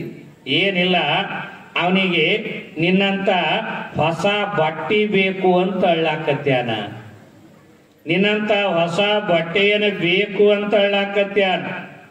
ಆಗ ಸಂಗನ ಬಸವರ ಜೀವನದೊಳಗೆ ಎಷ್ಟು ಪರಿಣಾಮ ಇತ್ತು ನೋಡ್ರಿ. ತನ್ನ ಮೈ ಮೇಲಿನ ಎಲ್ಲ ಹೊಸ ಬಟ್ಟೆಯನ್ನ ಆ ಮಗುವಿಗೆ ಕೊಟ್ಟ ಅರೆಬತ್ತಲೆಯಾಗಿ ಮನೆಗೆ ಹೋಗ್ತಾ ಇದ್ದಾರೆ ಅನ್ನೋದನ್ನ ನಾವು ಕೇಳ್ತೀವಿ. ಇದೆಲ್ಲ ಇದು ಏನ ದೊಡ್ಡ ಪವಾಡ ಅಲ್ಲ, ನಿಜವಾದ ಪವಾಡ. ಇದೇ ನಮಗ ನಿಜವಾದ ಪವಾಡ. ಯಾವಾಗ ಸಣ್ಣವರಿರುವಾಗ ಈ ಭಾವ ಅವರಿಗೆ ಬಂತ ಅಂದ್ರ ಇಡೀ ನಾಡಿನ ಜನರ ಹಸಿವಿಯ ಮಿಡಿತ ಅವರಿಗೆ ಗೊತ್ತಾಯ್ತು. ಅಂದರೆ ಇಡೀ ಬಿಜಾಪುರ ಜಿಲ್ಲೆ ಇವತ್ತಿಗೆ ಸಂಗನಬಸವ ಶಿವಯೋಗಿ ಅಂತ ನೀವು ಕರ್ನಾಟಕದ ಯಾವ ಮೂಲೆಗರ ಹೋರಿ ಬಂತನಾಳ ಅಂದಗಳಿಗೆ ಸಂಗನಬಸವ ಶಿವಯೋಗಿಗಳು ಎಲ್ಲರಿಗೂ ನೆನಪಾಗ್ತಾರೆ ಇವತ್ತಿಗೆ. ಕಾರಣ ನಿಮಗೆ ಯಾಕೆ ಹೇಳದನೆ ಅಂದ್ರ ಇವತ್ತು ದೊಡ್ಡವರ ಮಾತಿನ ಲೆಕ್ಕನ ಬೇರೆ ಅಂತ. ನೀವ ಶಿರ್ಸಂಗಿ ಲಿಂಗರಾಜರ ಹೆಸರು ಕೇಳಿರ್ಬೇಕು. ಇವೆಲ್ಲ ಯಾಕೆ ಹೇಳ್ತೀನಿ, ಇಲ್ಲೇನ ಆ ಶರಣ ಸೊಡ್ಡಳ ಬಾಚರಸ ಅವ ಲೆಕ್ಕ ಬರ್ದನಲ್ಲ, ಹಿಂಗ 1000 ಮಂದಿ ದೊಡ್ಡವ್ರು ಹಿಂಗ ಲೆಕ್ಕ ಬರ್ದಾರ. ಹಂಗ ಬರ್ದಾರಂತ ಇಲ್ಲಿ ಉಳ್ದಾರ ಅವ್ರು. ಮತ್ತ ನಮ್ಮಂಗ ಬಡ್ಡಿ ಜಮಾ ಖರ್ಚ ಮಾಡಿದ್ರ ಅವ್ರು ಉಳಿತಿದ್ರೆ ನಿಲ್. ನಮ್ಮ ಲೆಕ್ಕನ ಬೇರೆ, ಅವ್ರ ಲೆಕ್ಕನ ಬೇರೆ. ಶಿರ್ಸಂಗಿ ಲಿಂಗರಾಜ ಮಾವಿನ ಹೊಲಕ್ಕೆ ಹೋದಾಗ ಮಾವಿನ ಗಿಡಕ್ಕೆ ಕಲ್ಲು ಒಗದಾಗ ಆ ಕಲ್ಲ ರಾಜನಿಗೆ ಬಡದಾಗ ಆ ಹುಡುಗನಿಗೆ ಇಡೀ 15 ಎಕರೆ ಮಾವಿನ ತೋಪಾಗಿರೋ ಹೊಲನೇ ದಾನ ಕೊಟ್ಟಿದ್ರು ಅನ್ನೋದೊಂದು ಕೇಳ್ತೀವಿ ನಾವೆಲ್ಲ. ಇದರ ಅರ್ಥ ಏನು ಅಂದ್ರ ಆ ಪರಂಪರೆಯ ಆ ಬದುಕುಗಳ ಎಲ್ಲರಿಗೂ ಬರ್ತಾವೆ ಅಂತಿಲ್ಲ. ಮತ್ತೆ ಎಲ್ಲರೂ ಹಿಂಗಾಗಿದ್ರ ಈ ಬದುಕುಗಳ ಹೇಳಕ್ ಕೆಲಸನ ಇರ್ಲಿಲ್ಲ. ಅದಕ್ಕೆ ನಮ್ಮ ಇದು ಹೇಳಿದಾರಲ್ಲ, 1000ಕ್ಕೊಬ್ಬ ಸತ್ಯ, ಲಕ್ಷಕ್ಕೊಬ್ಬ ಭಕ್ತ, ಕೋಟಿಗೊಬ್ಬರು ಶರಣರು. ಇಂಥ ಲೆಕ್ಕ ಇಟ್ಕೊಂಡವ್ರು ಬಹಳ ಮಂದಿ ಅದಾರ. ನೀವು ಹುಬ್ಬಳ್ಳಿ ಸಿದ್ಧಾರೂಢರ ಹೆಸರನ್ನು ಕೇಳಿರ್ಬೇಕು. ಹುಬ್ಬಳ್ಳಿ ಸಿದ್ಧಾರೂಢರ ಒಮ್ಮೆ ಇದೇ ಬಿಜಾಪುರದಾಗ ಹಾಳ ದೇವಾಲಯದೊಳಗ ಮಲ್ಕೊಂಡಿರ್ತಾರ. ಮಲ್ಕೊಂಡ ಗಳಿಗೆಯೊಳಗ ಒಬ್ಬ ಏನ್ ಮಾಡ್ತಾನೆ, ಕುಡದ ಅಮಲಿನೊಳಗ ಬಂದ ಸಿದ್ಧಾರೂಢರಿಗೆ ಬೈತಾರ. ಬೈದ ಸಿದ್ಧಾರೂಢರು ಸಮಾಧಾನದಾಗ ಎಲ್ಲ ಕೇಳೋದು, ಎದುರ ಆಡ್ಲಿಲ್ಲ. ಯಾಕ? ಬೈದವರೆನ್ನ ಬಂಧುಗಳೆಂಬೆ, ನಿಂದಿಸಿದವರೆನ್ನ ತಂದೆ ತಾಯಿಗಳೆಂಬೆ ಅನ್ನುವ ಬದುಕಿನೊಳಗಿರುವ ಆರೂಢ ಮೌನವಾಗಿನೇ ಇದ್ದ. ಅವ ಬೈದು ಸಾಕಾಗಿ ಮುಂದೆ ಏನು ಮಾಡ್ದನಂತ ಅವರಿಗೆ ಹೊಡ್ಯಾಕ್ ಚಾಲು ಮಾಡ್ದ. ಬೈದ ಮುಂದ ಹೊಡ್ಯಾಕತ್ತ. ಇವ ಹೊಡೆದರನ ಆ ಸಿದ್ಧಾರೂಢರ ಯಾಕೆ ಹೊಡಿತೀರಿ ಅಂತ ಕೇಳಿಲ್ಲ, ಹೊಡಿಬೇಡ ಅಂತ ಅಲ್ಲಿಲ್ಲ, ನಾ ಏನ್ ತಪ್ಪು ಮಾಡೀನಿ ಅಂತ ಕೇಳಿಲ್ಲ.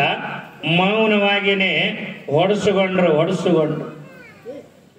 ಯಾವಾಗ ಮೌನವಾಗಿ ಹೊಡೆಸ್ಕೊತಾರ, ಬೆಳಗಿನ 5 ಗಂಟೆವರೆಗೂ ಹೊಡೆದನಂತವ.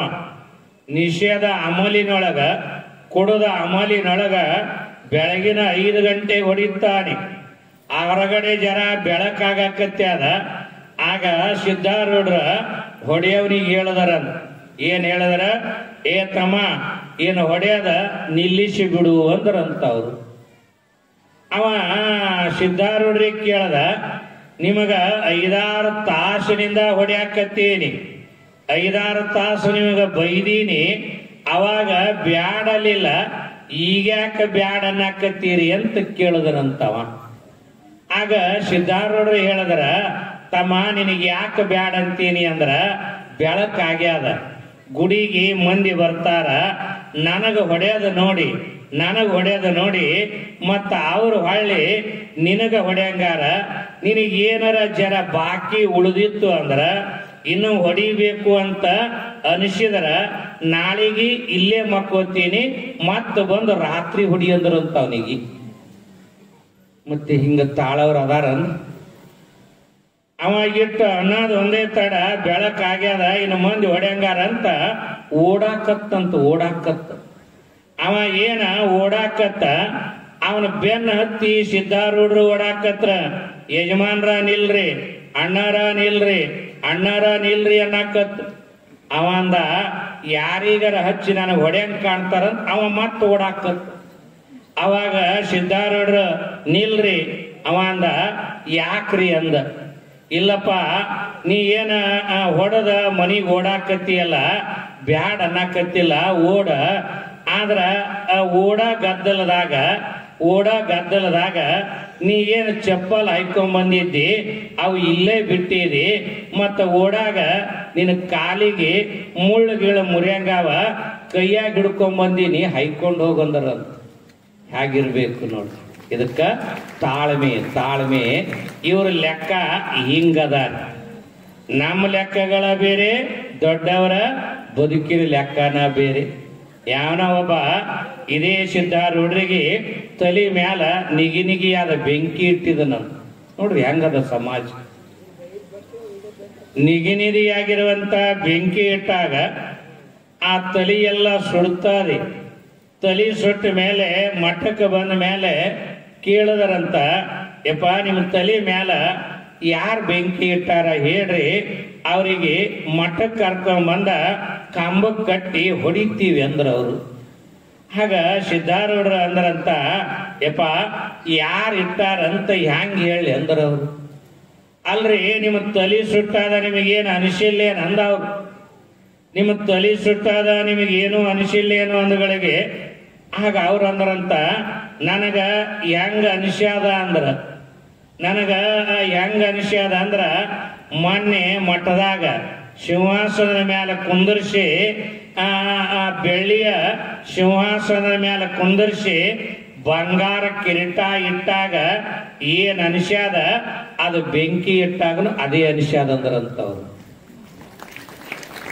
ಅಂದ್ರ ಸಮಾಧಾನ ದೊಡ್ಡವರ ಬದುಕಿನ ಲೆಕ್ಕ ಪತ್ರ ಬರೆಯಕತ್ತೀನಿ ಇವತ್ತು ನಾ. ನೀವು ಹಿಂಗ ಬದುಕಿನಾಗ ಇರಬೇಕ್ರಿ. ನಮ್ಮಲ್ಲಿ ಏನದ ರೀ, ಸಣ್ಣ ಪುಟ್ಟ ವಿಷಯಕ್ಕನ ಸಿಟ್ಟ, ಶಡವ, ದಿಮಾಕ್. ಇವರೆಲ್ಲ ಎಷ್ಟು ತಾಳ್ಯಾರ ನೋಡ್ರಿ. ತಾಳಿದ್ದ 4 ದಿನ ಬಾಳ್ತದ. ಸಜ್ಜಲಗೌಡ ಅಮ್ಮವ್ರ ಮ್ಯಾಲಿನ ಮ್ಯಾಲ ಒಂದು ಮಾತಂತಿದ್ರಂತ, ಯಪ್ಪ ಇವತ್ತ ಬೀಜ ಬಿತ್ತಿ ನಾಳಿಗೆ ಬೆಳಿ ಬಾ ಅಂದ್ರೆ ಹೆಂಗ ಬರ್ತದ, ತಾಳಿದ್ದ 4 ದಿನ ಬಾಳ್ತದ ಅಂತ ಹೇಳ್ತಿದ್ರು. ಅದಕ್ಕ ಇದೆಲ್ಲ ಘಟನೆ ಹಿನ್ನೆಲೆ ಏನು ಅಂತ ಕೇಳಿದರ, ಮನುಷ್ಯ ದೊಡ್ಡವರ ಬದುಕಿನ ಲೆಕ್ಕಗಳ ಬೇರೆ ಆಗಿರ್ತಾವ. ಹೀಗೆ ಆ ಕಲ್ಯಾಣದೊಳಗ ಬಸವಣ್ಣವರ ಮಹಾಮನಿಯೊಳಗ ಈ ಸೊಡ್ಡಳ ಬಾಚರಸರು ಏನು ಮಾಡ್ಯಾರ ಅಂದ್ರ ಈ ಲೆಕ್ಕವನ್ನ ಹಿಂಗ ಬರ್ಯಾಕತ್ಯಾರ. ಬಂದ್ರನು ಓಂ ನಮಃ ಶಿವಾಯ, ಹೋದ್ರನು ಓಂ ನಮಃ ಶಿವಾಯ. ಅಲ್ಲಿ ಉಂಬರು ಸಂಘ, ಇಲ್ಲಿ ಉಂಬರು ಸಂಘ ಅನ್ನೋ ಹಾಗೆ ಇವ್ರ ಲೆಕ್ಕ ಇರಬೇಕಾದ್ರ ಕಲ್ಯಾಣದಾಗ ಎಲ್ಲರೂ ಇದ್ರ. ಒಂದಿಷ್ಟು ಮಂದಿ ಹೋಗಿ ಬಿಜ್ಜಳನಿಗೆ ದೂರು ಕೊಟ್ರಂತ. ಏನ್ ದೂರು ಕೊಟ್ರ, ಏನ್ರಿ ಸೊಡ್ಡಳ ಬಾಚರಸರ ಬಾಳ ಚಲೋ ಅಂತೇಳಿ ಅವ್ರಿಗೇನು ಲೆಕ್ಕ ಪತ್ರ ಬರ್ಯಾಕ ಹಚ್ಚೇರಿ, ಲೆಕ್ಕ ಸರಿಯಾಗಿಟ್ಟಿಲ್ಲ ಅಂತ ಒಂದು ಬಿಜ್ಜಳ ಮಹಾರಾಜನಿಗೆ ಒಂದು ದೂರು ಕೊಡ್ತಾ. ನಮ್ಮಲ್ಲಿ ಜನ ಹೆಂಗದಾರ ಅಂದ್ರ ನಂಬದು ಬಿಡ್ತೀವ್ರಿ, ಮಂದಿದ ಹೇಳೋ ಮಂದಿ ಆಗೀವಿ ನಾವು. ನಮ್ಮನು 100 ತಪ್ಪುಗಳಿರ್ತಾವೆ, ಯೋಚನೆ ಮಾಡಲ್ಲ. ಆದ್ರ ಮಂದಿದನ್ನ ಯೋಚನೆ ಮಾಡ್ತೀವಿ. ಅದಕ್ಕ ಜೇವರ್ಗಿಯ ಷಣ್ಮುಖ ಶಿವಯೋಗಿಗಳು ಒಂದು ಮಾತು ಹೇಳ್ತಾರೆ, ತನ್ನೆಡೆಯಲ್ಲಿ ಕತ್ತೆ ಸತ್ತು ಬಿದ್ದಿದ್ದನ್ನರಿಯದೆ ಪರರೆಡೆಯಲ್ಲಿ ನಣವನಾರಿಸುವ ಮರಳು ಮಾನವನಂತೆ. ನಮ್ಮ ಬದುಕ ಹೆಂಗದ, ನಮ್ಮ ಎಡ್ಯಾಗ ಅಂಥದ್ದು ಬಿದ್ದದ, ಯೋಚನೆ ಮಾಡಲಾಗೇವಿ. ಮುಂದಿನವನ ಎಡ್ಯಾಗ ಒಂದು ನೊಣ ಬಿದ್ದದ, ತಕ್ಕು ಅನ್ನಕತ್ತೀವಿ ಅಂತ. ನಾವು ನಂಬದನ್ನ ಮೊದಲು ತಿಳ್ಕೊಳ್ಳುವ ಭಾವ ಬರಬೇಕಾಗ್ಯದ. ಇಲ್ಲಿನ ಬಿಜ್ಜಳ ಮಹಾರಾಜನಿಗೆ ಒಂದು ದೂರು ಕೊಟ್ರು. ಏನು ದೂರ, ಲೆಕ್ಕ ಪತ್ರ ಸರಿಯಾಗಿಲ್ಲ, ನೀವು ಆ ಲೆಕ್ಕ ಪತ್ರವನ್ನು ತರಿಸಿ ನೋಡಬೇಕು ಅಂತ ಬಿಜ್ಜಳ ಮಹಾರಾಜನಿಗೆ ಒಂದು ದೂರು ಕೊಡ್ತಾರೆ. ಬಹುಶಃ ಈ ನಾಡಿನಲ್ಲಿ ಇಂಥ ಜನಗಳ ತುಂಬಿ ತುಳುಕ್ತಾರೆ, ನೋಡ್ತೀವಿ ನಾವೆಲ್ಲ. ಈಗನ ಅದಾರೆ ಅಂತಿಲ್ಲ, ಆಗನ ಬಸವಣ್ಣವರ ಕಾಲದೊಳಗನ ಕೊಂಡಿ ಮನ್ಸಣ್ಣಾದಿಗಳು ಇದ್ದರೆ ಅಲ್ಲ.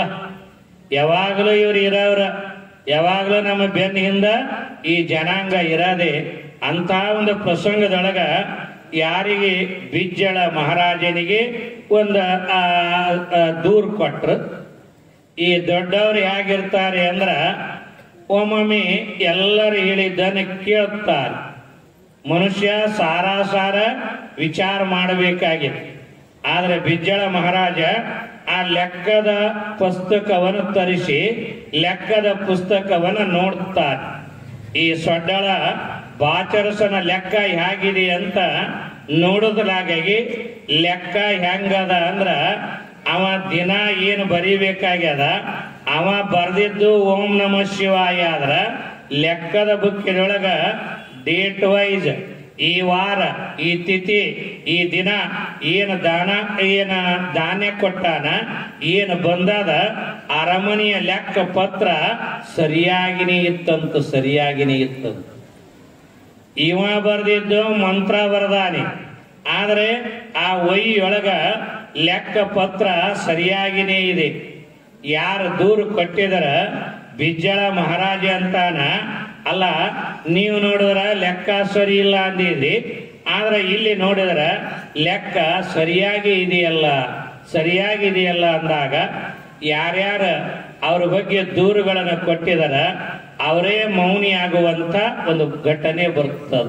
ಅಂದ್ರ ಭಗವಂತ ಒಳ್ಳೇದರ ಹಿಂದೆ ಇರ್ತಾನೆ.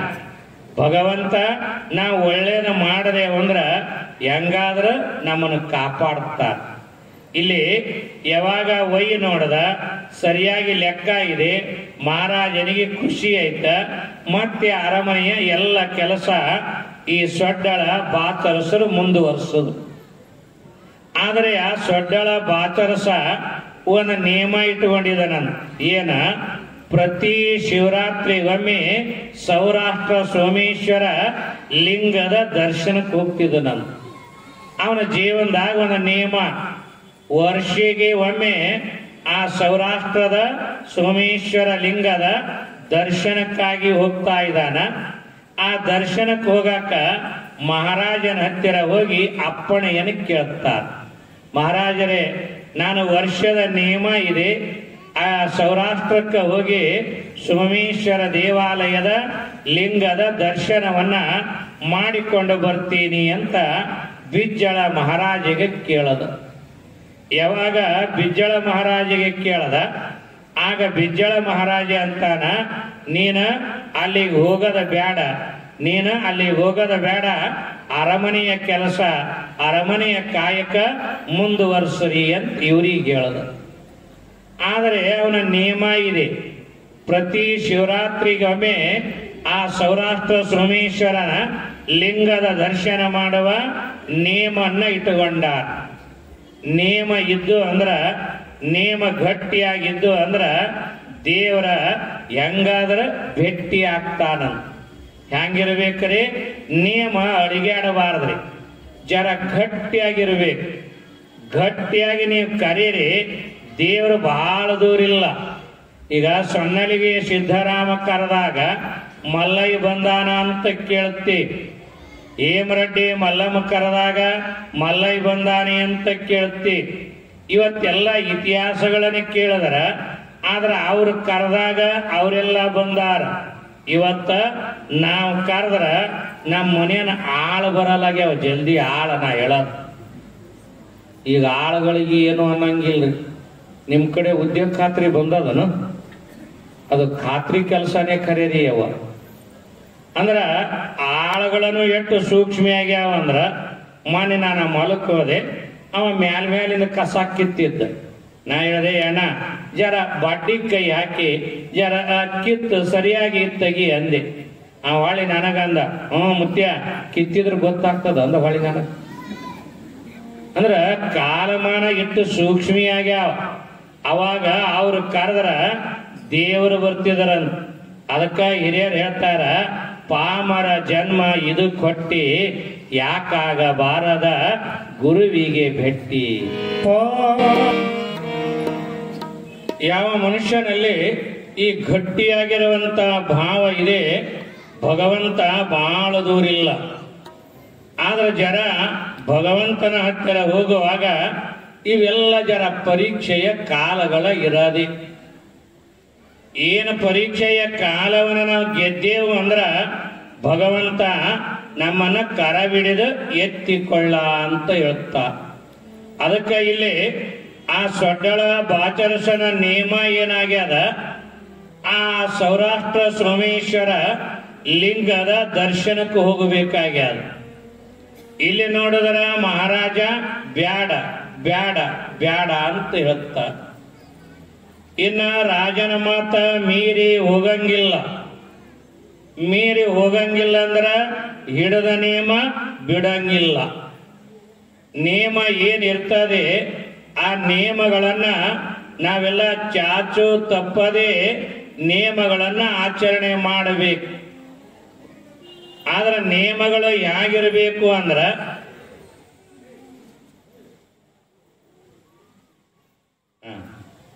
ಆಯ್ತನ್ರಿ, ಶಿರಾದ ಟೈಮ್ ಆಯ್ತಾನ.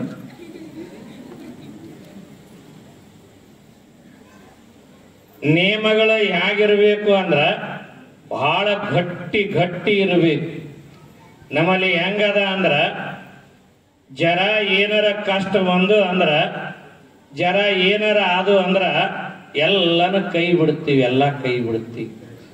ನಮ್ಮ ಶರಣರು ಅದಕ್ಕೆ ಹೇಳಿದಾರ, ತನುವನಲ್ಲಾಡಿಸಿ ಮನವನಲ್ಲಾಡಿಸಿ ಧನವನಲ್ಲಾಡಿಸಿ. ಇದಕ್ಕೆಲ್ಲ ಅಂಜಲಿಲ್ಲ ಅಂದ್ರ, ಇದಕ್ಕೆಲ್ಲ ಅಳಕಲಿಲ್ಲ ಅಂದ್ರ ಭಗವಂತ ನಮ್ಮನ್ನು ಎತ್ತುಗೋತಾನ. ಅದಕ್ಕೆ ಇಲ್ಲಿ ಬಹಳ ಗಟ್ಟಿ ಮನಸ್ಸಿನಿಂದ ಆ ಸೊಡ್ಡಳ ಬಾಚರಸರು ಏನು ಮಾಡ್ಯಾರಂದ್ರ, ನನಗೆ ಯಾವಾಗ ಮಹಾರಾಜ ಬ್ಯಾಡ ಅಂದಾನಂದ್ರ ಆ ದೇವರ ಆ ನಾಮಸ್ಮರಣೆಯನ್ನ ಇಲ್ಲೇ ಅವ್ರು ಎಲ್ಲಿ ಅದಾರ ಅಲ್ಲೇ ಆ ಸೌರಾಷ್ಟ್ರ ಸೋಮೇಶ್ವರನ ನಾಮಸ್ಮರಣೆಯನ್ನು ಮಾಡ್ತ. ದೇವರ ಬರೀ ಗುಡಿ ಗುಂಡಾರ ಮಠ ಮಂದಿರ ಮಸೀದಿಗಳಲ್ಲೇ ಅದಾನಿ ಅಂತಿಲ್ಲ. ನೀ ಎಲ್ಲಿ ನೆನೈತೀರಿ ಅಲ್ಲಿ ಭಗವಂತ ನನ್ನ ಕಾಣಬೇಕಾಗ್ಯದ. ಯಾವಾಗ ರಾತ್ರಿಯ ವೇಳೆ ಆ ಸೌರಾಷ್ಟ್ರ ಸೋಮೇಶ್ವರ ಲಿಂಗದ ನಾಮಸ್ಮರಣೆಯನ್ನು ಮಾಡ್ಯಾರ, ನಾಮಸ್ಮರಣೆಯನ್ನು ಮಾಡಿ ಕಣ್ಣ ತೆಗೆದ್ರೊಳಗಾಗಿ ಅವ್ರ ಕಣ್ಣ ಮುಂದೆಯೇ ಸೌರಾಷ್ಟ್ರ ಸೋಮೇಶ್ವರ ಲಿಂಗ ದರ್ಶನವನ್ನು ಕೊಟ್ಟ ಅಂತ ಒಂದು ಕಥೆಯನ್ನ ನಾವು ಕೇಳ್ತೀವಿ. ಇದರ ಕಥೆಯ ಭಾವ ಏನದ ಅಂದ್ರ, ನಾವು ನಾಮಸ್ಮರಣೆಯನ್ನು ಮಾಡಿದರ ದೇವ್ರ ಬಹಳ ದೂರ ಇಲ್ಲ, ಅವ ನಮ್ಮ ಹತ್ತಿರನಾದಾನ. ಆದ್ರ ನಾಮಸ್ಮರಣೆ ಇರಬೇಕು ನಮಗ. ನಾಮದಾಗ ಬಹಳ ಶಕ್ತಿ ಅದ. ನೀವು ಯಾರ ನಾಮ ನೆನೀರಿ, ನಿಮಗ ಆರಾಧ್ಯ ದೇವರ, ಆರಾಧ್ಯ ದೇವ, ಆರಾಧ್ಯ ಗುರು ಯಾರದಾರ ಅವರನ್ನ ನೆನೀರಿ. ನೆನೆದವರ ಮನದಲ್ಲಿನೇ ಇರ್ತಾರೆ. ಅದಕ್ಕೆ ದಾಸರು ಹೇಳಿದರಲ್ಲ, ನೀನ್ಯಾಕೋ ನಿನ್ನ ಹಂಗ್ಯಾಕೋ, ನಿನ್ನ ನಾಮದ ಬಲ ಒಂದಿದ್ದರೆ ಸಾಕು. ನಿನ್ನ ಗೊಡವಿನ ಬೇಡ, ನಿನ್ನ ನಾಮ ಒಂದಿದ್ದರ ನಾ ಎಲ್ಲ ಗೆದಿತೀನಿ ಅಂದ್ರು. ಆ ಮರ ಈ ಮರ ಧ್ಯಾನಿಸುತ್ತಿರುವಾಗ, ಆ ಮರ ಈ ಮರ ಧ್ಯಾನಿಸುತ್ತಿರುವಾಗ ರಾಮ ನಾಮವೇ ಕಾಪಾಡಿತ್ತಲ್ಲವೇ. ನೋಡಿ, ವಾಲ್ಮೀಕಿಗೆ ರಾಮ ರಾಮ ರಾಮನು ಅಂದ್ರು, ಅನ್ನಕ ಬರ್ಲಿಲ್ಲ. ಮರ ಮರ ಮರ ಅಂದ. ಅಂತ ಮರ ಅಂದಿರೋ ವ್ಯಕ್ತಿ ರಾಮಾಯಣ ಬರೀಲಿಲ್ಲ. ಆ ಮರ ಈ ಮರ ಧ್ಯಾನಿಸುತ್ತಿರುವಾಗ ರಾಮ ನಾಮವೇ ಕಾಪಾಡಿತ್ತಲ್ಲವೇ. ಬಾಲೆಯರ ಸಭೆಯಲ್ಲಿ ಸೀರೆಯನ್ನು ಸೆಳೆವಾಗ ಕೃಷ್ಣ ಕೃಷ್ಣ ಎಂಬ ನಾಮ ಕಾಪಾಡಿತ್ತಲ್ಲವೇ. ಇವತ್ತು ತುಂಬಿದ ಸಭೆಯೊಳಗ ದ್ರೌಪದಿಯ ಸೀರೆಯನ್ನ ಸೆಳೆಯುವಾಗ ಕೈ ಗಟ್ಟಿ ಹಿಡಿದಳ. ಕೈ ಯಾವಾಗ ನೋವಾಯ್ತ, ಕೈಗೆ ಯಾವಾಗ ಸೋಲು ಬಂತ, ಆ ತಾಯಿ ಎರಡು ಕೈಗಳ ನಿತ್ಯ ಕೃಷ್ಣ ಕೃಷ್ಣ ಎನ್ನ ಮಾನ ಅಪಮಾನ ಎಲ್ಲ ನಿನ್ನದೇ ಎಂದಾಗ ಎಲ್ಲೇ ಇರುವಂತ ಕೃಷ್ಣ ಅಕ್ಷಯಾಂಬರೆಯಾಗುವಂತ ಹರ್ಷಿಲ್ಲೇ. ಅದಕ್ಕ ಆ ಮರ ಆಗಲಿ ಇವತ್ತ ರಾಮನಾಮದಾಗಿ ಆಗಲಿ ಈ ರೀತಿಯಾಗಿರುವಂತ ಶಕ್ತಿ ಇರೋದನ್ನ ನಾವು ಕಾಣ್ತೀವಿ. ಅದಕ್ಕೆ ನೀವುಗಳೆಲ್ಲ ಆ ಭಗವಂತನ ನಾಮನ್ನ ನಿತ್ಯ ನಿತ್ಯ ಇಲ್ಲಿ ನೋಡಿ ಸಂಗನ ಬಸವ ಶಿವಯೋಗಿಯ ಜಯಂತಿ, ಅದರ ಜೊತೆಗೆ ಲಿಂಗೈಕ್ಯದ ಪುಣ್ಯ ಸ್ಮರಣೆ, ಈ ಎರಡು ಕಾರ್ಯಕ್ರಮಗಳು ಈ ವೇದಿಕೆಯ ಮುಖಾಂತರ ನಡೆಯುತ್ತವೆ. ಈ ಪುಣ್ಯದ ನೆಲದಾಗ ಸುಮ್ಮ ಬಂದ ಇಲ್ಲಿಯ ಮಣ್ಣು ಹಣಿ ಹಚ್ಕೊಂಡು ಹೋದ್ರೂ ಈ ಸಂಗನ ಬಸವ ಆಡಿದ ಈ ಪಾದ ಇಟ್ಟ ನೆಲದಿಂದ ಇದು ಮಣ್ಣಲ್ಲ, ನಮ್ಮ ಬದುಕಿಗೆ ಬಂಗಾರ ಕೊಡ್ತದ, ಬಂಗಾರ ಕೊಡ್ತದ. ನನಗನು ಈ ಬಂತನಾಳದಾಗ ಎರಡು ಮಾತು ಹೇಳಬೇಕನ್ನ ಆಸೆ ಬಹಳ ದಿನಗಳಿಂದ ಇತ್ತು. ಯಾಕ ಇದು ಶಿವಯೋಗಿ ಆಡಿದ ನೆಲ. ಇಡೀ ಬಸವ ಯುಗವನ್ನ ಮತ್ತೆ ಇಡೀ ನಮ್ಮ ನಾಡಿಗೆ ಯಾವ್ದಾದ್ರು ಕೊಟ್ಟಿದರ ಬಿಜಾಪುರ ಜಿಲ್ಲೆಯ ಸಂಗನ ಬಸವರು ಅಂತೇಳಿ ಗದಗಿನ ಅಜ್ಜವರ ಒಂದು ಮುನ್ನುಡಿಯೊಳಗ ಮಾತು ಬರದಾರ ಓದ್ಯನ. ಅಂದ್ರೆ ಇಡೀ ಬಸವ ತತ್ವವನ್ನ ಇವತ್ತ ನಮ್ಮ ನಾಡಿಗೆ ಮರಕಳಿಸಿದವರು ಯಾರಾದ್ರೂ ಇದ್ರೆ ನಮ್ಮ ನಾಡಿನಾಗ ಅದು ಸಂಗನ ಬಸವ ಶಿವಯೋಗಿಯ ನಾಮ. ಇವತ್ತು ಏನಾಗ್ಯದ, ನಮಗ ಅವಸರದ ಬದುಕಾಗಿಬಿಟ್ಟಿವಿ ನಾವು. ಇವತ್ತು ಹೆಂಗಂದ್ರ ಇವತ್ತು ಹೋದ್ರ ದೇವ್ರ ವರ ಕೊಡ್ಬೇಕ್ರಿ, ಕೊಡ್ಲಿಲ್ಲ ಅಂದ್ರ ಗೆಟ್ ಔಟ್ ಆದನೇ ಅವ. ಅವಸರ ಆಗಿಬಿಟ್ಟಿವಿ ನಾವೆಲ್ಲ. ಅವಸರಿಂದ ಸಮಾಧಾನ ಇಲ್ಲ ಅಂದ್ರ ಮನುಷ್ಯ ಏನು ಪಡ್ಕೊಳ್ಳಲ್ರಿ. ಸಮಾಧಾನ ಇರಬೇಕು. ಎಷ್ಟು ಸಮಾಧಾನದಾಗ ನಿಯಮಗಳನ್ನು ಮಾಡ್ತೀವಿ, ಬಲ್ಲಿ ಏನಾದರೂ ಪಡ್ಕೋತೀವಿ. ಇವತ್ತು ಎಷ್ಟು ಅವಸರಕ್ಕೆ ಬಿದ್ದೀವಿ ಅಂದ್ರ, ಮನೆಯ ಮಟ್ಟಕ್ಕೆ ಕವಿ ಯಜಮಾನ ಬಂದ. ಆ ಹುಡುಗನಿಗೆ ಎಷ್ಟು ವಯಸ್ಸು ಅಂದ್ರೆ ಒಂದು 25-30 ಇರ್ಬೇಕ. ಅಜ್ಜರ ಅಂದ. ಯಾಕಪ್ಪ ಅಂದ. ಏನಿಲ್ಲ, ನನಗೆ ಜರ ಆಶೀರ್ವಾದ ಮಾಡ್ರಿ ಅಂದ. ಆಗಪ್ಪ ಅಲ್ಲೇ ಗದ್ದಿಗೆ ನಡ್ಕೋ, ನಮ್ಮೂರೊಳಗ ಭವ್ಯವಾದ ಒಂದು ರೇವಣ ಸಿದ್ದೇಶ್ವರ ದೇವಾಲಯ ಇದೆ. ನಾಂದೆ ಆ ರೇವಣ ಸಿದ್ಧರಿಗೆ ನಡ್ಕ, ನಿನಗೆ ಒಳ್ಳೇದಾಗ್ತದ ಅಂತ ಹೇಳಿದೆ. ಅವ ಏನ್ ಆಶೆ ಇಟ್ಟಿದನ ಅಂದ್ರ ಮಕ್ಕಳಿರ್ಲಿಲ್ಲ ಅಂತ ಅವನಿಗೆ. ಅವ ಏನ ಹೇಳಿದೆ, ಒಂದು 5 ಅಮಾಶಿ ನಡ್ಕೋಪ್ಪ, ನಿನಗ ಸಂತಾನ ಆತಾವ. 5 ಅಮಾಶಿ ನಡ್ಕೊಂಡ. 5 ಅಮಾಶಿ ಆದ್ಮೇಲೆ ಮತ್ತ ಬಂದ. ಅಜ್ಜಾರ ಮತ್ತ ನೀವು ಹೇಳದಂಗ ನಾ ನಡ್ಕೊಂಡೀನಿ, ನನಗೆ ಮಕ್ಕಳಾಗಿಲ್ಲ ಅಂದ. 5 ಅಮಾಶಿಗೆ ಹಂಗ ಒಂದು 11 ಅಮಾಶಿ ನಡ್ಕೊ ಅಂದೆ. ಒಂದು 11 ಅಮಾಶಿನ ನಡ್ಕೊಂಡ, ಮಕ್ಕಳು ಆಲಿಲ್ಲ. ಅದು ಮತ್ತ ಬತ್ರ ಗಿರಾಕಿ ನನಗೆ. ನಂದೆ ಇದಕ್ಕೆ ಏನಾರು ಹೇಳಿ ಅಂದೆನ. ಒಂದು 25 ಅಮಾಶಿ ನಡ್ಕೊ ಅಂದೆ ಗಟ್ಟಿಯಾಗಿ. 25 ಅಮಾಶಿನ ನಡ್ಕೊಂಡ, ಮಕ್ಕಳು ಆಲಿಲ್ಲ. ಮತ್ತ ಬತ್ತು ನಂದ ಎದಿ ಹೊಡಿತು. ಹೆಂಗ ಅಂದೆ. ಮತ್ತೆ ಹೆಂಗ್ರಿ 25 ಅಮಾಶಿ ಹೇಳಿರಿ, ಮತ್ತೆ ನೀವು ಹೇಳ್ದಂಗ ನೇಮ ಮಾಡೀನಿ, ಮತ್ತೆ ನನಗರ ಆಶೀರ್ವಾದ ಆಗಿಲ್ಲ, ಹೆಂಗ ಮಾಡದಂದ. ತಮ್ಮೆ ಎಲ್ಲರಿಗೆ ನಡ್ಕೊಂಡವ್ರಿಗೆ ಒಳ್ಳೇದಾಗಿತ್ತ, ಮತ್ತೆ ನಿನಗ ಆಗಿಲ್ಲ ಅಂತೀರಿ, ಮತ್ತೆ ಲಗ್ನ ಇರೇ ಆಗ್ಯದ ಇಲ್ಲ ಅಂದೆ. ಅಜ್ಜಾರ ನಾವು ಲಗ್ನನೇ ಆಗಿಲ್ಲ ಅಂದ ಮಗನಿಗೆ ಲಗ್ನ ಆಗಿಲ್ಲ, ಮಕ್ಕಳು ಬೇಕಾಗ್ಯಾವ ಅಂದ್ರ ಇಟ್ಟು ಅವಸರದ ಬದುಕಿನಾಗ ನಾವಿದ್ದೀವಿ. ತಾಳ್ಮೆ ಇಲ್ಲ, ಬರೀ ಅವಸರ ಅವಸರ ಅವಸರ. ಜೀವನದೊಳಗ ಹಿಂಗ ತಾಳ್ಮೆ ಇಟ್ಟುಕೊಂಡಿರುವ ಹಲವಾರು ಶರಣ ಸಂತ ಮಹಂತರ ಕತೆ. ಆ ಸೌರಾಷ್ಟ್ರದ ಸೋಮೇಶ್ವರನೇ ಬಂದ ಸೊಡ್ಡಳ ಬಾಚರಸರಿಗೆ ದರ್ಶನವನ್ನು ಕೊಟ್ಟ ಅನ್ನುವಂತ ಒಂದು ಕತೆ ಶರಣರ ಬದುಕಿನೊಳಗ ನಾವು ನೀವೆಲ್ಲ ನೋಡ್ತೀವಿ. ಬರೀ ಇವ ಅರಮನೆಯೊಳಗ ಆ ಧಾನ್ಯ ಅಳದು ಕುಡಿದ್ರ ಜೊತೆಗೆ 104 ವಚನಗಳನ್ನು ಬರದಾರ. ನೋಡ್ರಿ ಎಂಥವ್ರು. 104 ವಚನಗಳನ್ನು ಬರದಾರಿ. ಅವನ ವಚನಗಳು ಹೇಗದಾವೆ ನೋಡಿ. ಸುಮ್ಮನೆ ಒಂದು ವಚನ ನಿಮ್ಮ ಕಿವಿಯ 5 ಓಲಿ ಅಂತ ಹೇಳ್ತೀನಿ. ಆತನ ವಚನಗಳು ಎಷ್ಟ ಅರ್ಥಗರ್ಭಿತವಾಗಿ ಅದಾವಂದ್ರ, ಬಂಟತನ ಮಾಡಬೇಕೆಂದ ಬಟ್ಟೆಯ ಬಡಿಯಬೇಕೆಂದ, ಕೆಟ್ಟದ ನರಸಬೇಕೆಂದ, ಮುಂದು ಜಾವದಲ್ಲಿ ಹೇಳುವರು ಹಲವರು ಕೆಲವರು.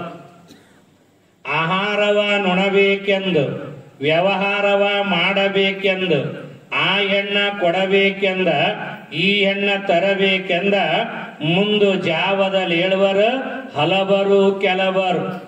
ಕೊನೆಗೆ ಹೇಳ್ತಾನೆ, ತಂದೆ ಸೊಡ್ಡಳಂಗೆ ತೊತ್ತು ಸೇವೆಯ ಮಾಡಬೇಕೆಂದ ಹೇಳುವರು ಅಲ್ಲಿಗಲ್ಲಿಗೊಬ್ಬರು ಅಂತ ಹೇಳ್ತಾರೆ. ಜಗತ್ತಿನಾಗ ಆಹಾರ ಉಣ್ಣಾಕ ಹೇಳೋರಿದ್ದೇವಿ, ಮಲಗಾಕ ಹೇಳೋರಿದ್ದೇವೆ. ಹೇಳದ ಇಂಥ ಘಟನೆಯೊಳಗ ಇರಬೇಕಾದ್ರ ಭಗವಂತನ ಸೇವೆಗಾಗಿ ಇಡೀ ಬದುಕನ್ನ ನಿರ್ಮಾಣ ಮಾಡಿಕೊಳ್ಳೋರು ಅಲ್ಲಿಗೊಬ್ಬರು ಅಂತ ಹೇಳ್ತಾ ಇದ್ದಾರೆ.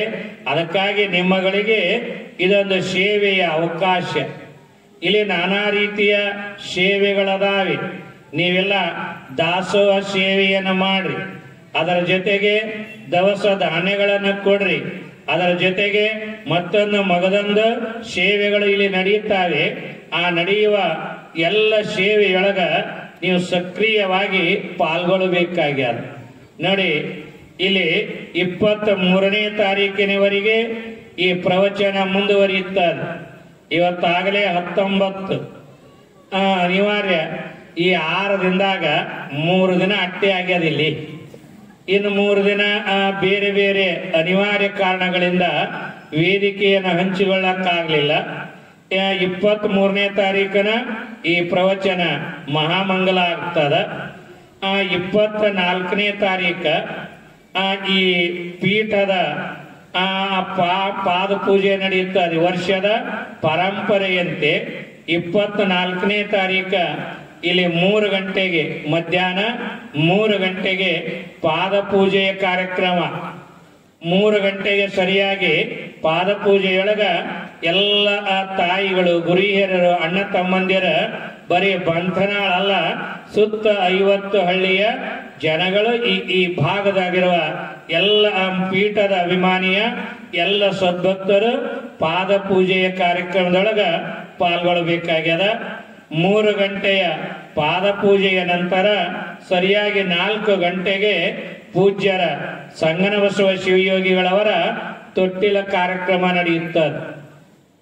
ಸರಿಯಾಗಿ 4 ಗಂಟೆಗೆ ತೊಟ್ಟಿಲ ಕಾರ್ಯಕ್ರಮ.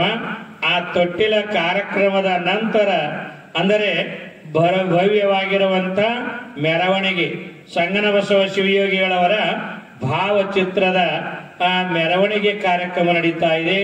ಈ ನಡೆಯುವ ಎಲ್ಲ ಕಾರ್ಯಕ್ರಮದೊಳಗ ಬಂತನಾಳ ಸುತ್ತಮುತ್ತ ಹಳ್ಳಿಯ ಯಾವತ್ತೂ ಶರಣ ತಂದೆ ತಾಯಿಗಳು ಆ ಕಾರ್ಯದೊಳಗ ಪಾಲ್ಗೊಳ್ಳಬೇಕು ಅನ್ನುವಂತ ಮಾತನ್ನ ಮತ್ತೊಮ್ಮೆ ತಮ್ಮೆಲ್ಲರಿಗೆ ತಿಳಿಸಿ ಇಂದಿನ ಈ ಪ್ರವಚನ ಮಂಗಲ ಮಾಡುವ ಪೂರ್ವದೊಳಗ ಬಹಳ ಜನ ತಾಯಿಗಳು ಇರೋದರಿಂದ ಒಂದು ನೀತಿ ಬೋಧಕವಾಗಿರುವಂತ ಜಾನಪದ ಗೀತೆಯನ್ನು ಕೇಳಿ ಇವತ್ತಿನ ಈ ಪ್ರವಚನ ಮಂಗಲಕ್ಕ ನೀವೆಲ್ಲ ಬರೋಣ. ಮತ್ತು ಎಲ್ಲರೂ ಈ ಭಕ್ತರಿಗೆ ಸೂಚನೆ ಏನಂತಂದ್ರೆ ಎಲ್ಲರಿಗೂ ಪ್ರಸಾದ ವ್ಯವಸ್ಥೆ ಮಾಡ್ಯಾರ. ಎಲ್ಲರೂ ಪ್ರಸಾದ ತಗೊಂಡು ಹೋಗ್ಬೇಕು ಪ್ರವಚನ ಮುಗಿದ ನಂತರ. ಯಾರು ಹಂಗೆ ಹೋಗ್ರಿ, ಪ್ರವಚನ ಮುಗಿದ ನಂತರ ಪ್ರಸಾದ ತಗೊಂಡು ಹೋಗ್ಬೇಕು. ದಯವಿಟ್ಟು ನಿನ್ನೆ ಎಲ್ಲರಿಗೆ ಮಾನ್ಯ ಹೇಳಕತ್ತಿದ್ರು, ಕೊನೆಗೆ ಹೋಗಿ ಈ ಕಡೆ ಬಾಗಲ ಹಾಕದ್ರಿ. ನಂದೆ ಬಾಗಲ ಹಾಕಿ ಏನು ಹೊಡಿಗಿಡಿತಾರೆ ನಂದು ಎಲ್ಲರಿಗೆ. ಇಲ್ಲ, ನಾ ಎಲ್ಲ ಊರಾಗ ಊಟಕ್ಕೆ ಹೊಡೆದಾಡೋರನ್ನ ನೋಡಿ ನಾನು. ಇಲ್ಲಿ ನೀವು ನಿತ್ಯ ಅಪ್ಪನ ಪ್ರಸಾದನೆ ತಗೋತೀರಿ, ಆದ್ರೆ ಎಷ್ಟು ಕಳಕಳಿಯಿಂದ ಇಲ್ಲಿ ಹೇಳ್ತಾರೆ, ಎಲ್ಲರೂ ತಗೋರಿ, ಯಾರು ಹಾಗೆ ಹೋಗಬೇಡ್ರಿ. ನಿಮ್ಮ ಸಲುವಾಗಿ ನಾಡಿನ ಜನ ಬಂದು ದಾಸೋಹ ಮಾಡ್ತಾರೆ. ಇವತ್ತು ಮಾಡ್ಯಾರೆ, ನಿನ್ನೆ ಮಾಡ್ಯಾರೆ, ಮೊನ್ನೆ ಮಾಡ್ಯಾರೆ, ನಾಳೆಗೆ ಮಾಡ್ತಾರೆ. ಆ ದಾಸೋಹ ಮಾಡಿದ ಎಲ್ಲ ದಾನಿಗಳಿಗೆ ಒಂದು ಜೋರಾದ ಚಪ್ಪಾಳೆ ಇರಲಿ. ತಮ್ಮಗಳ ಹರಿಕೆಯ ಆಶೀರ್ವಾದ, ಪೂಜ್ಯರ ಅಂತಃಕರಣದ ಆಶೀರ್ವಾದ ಆ ಎಲ್ಲರ ಮೇಲೆ ಇರಲಿ. ದಯವಿಟ್ಟು ಪ್ರಸಾದವನ್ನ ಯಾರು ಬಿಟ್ಟು ಹೋಗಬೇಡ. ಆ ಪ್ರಸಾದವನ್ನ ಮಠದ ಪ್ರಸಾದ, ಅದು ಸಂಗನಬಸವ ಶಿವಯೋಗಿಯ ಪುಣ್ಯದ ಪ್ರಸಾದ ಇರೋದರಿಂದ ದಯವಿಟ್ಟು ಯಾರೂ ಹೋಗಲಾರದೆ ಆ ಪ್ರಸಾದವನ್ನ ನೀವುಗಳೆಲ್ಲ ಸ್ವೀಕಾರ ಮಾಡಿಕೊಂಡೇ ಹೋಗಬೇಕು ಅಂತ ಮತ್ತೊಮ್ಮೆ ತಮ್ಮಗಳಿಗೆ ತಿಳಿಸಿ ಈಗ ಗೀತೆಯೊಂದಿಗೆ ಮಂಗಲಕ್ಕೆ ಬರೋಣ.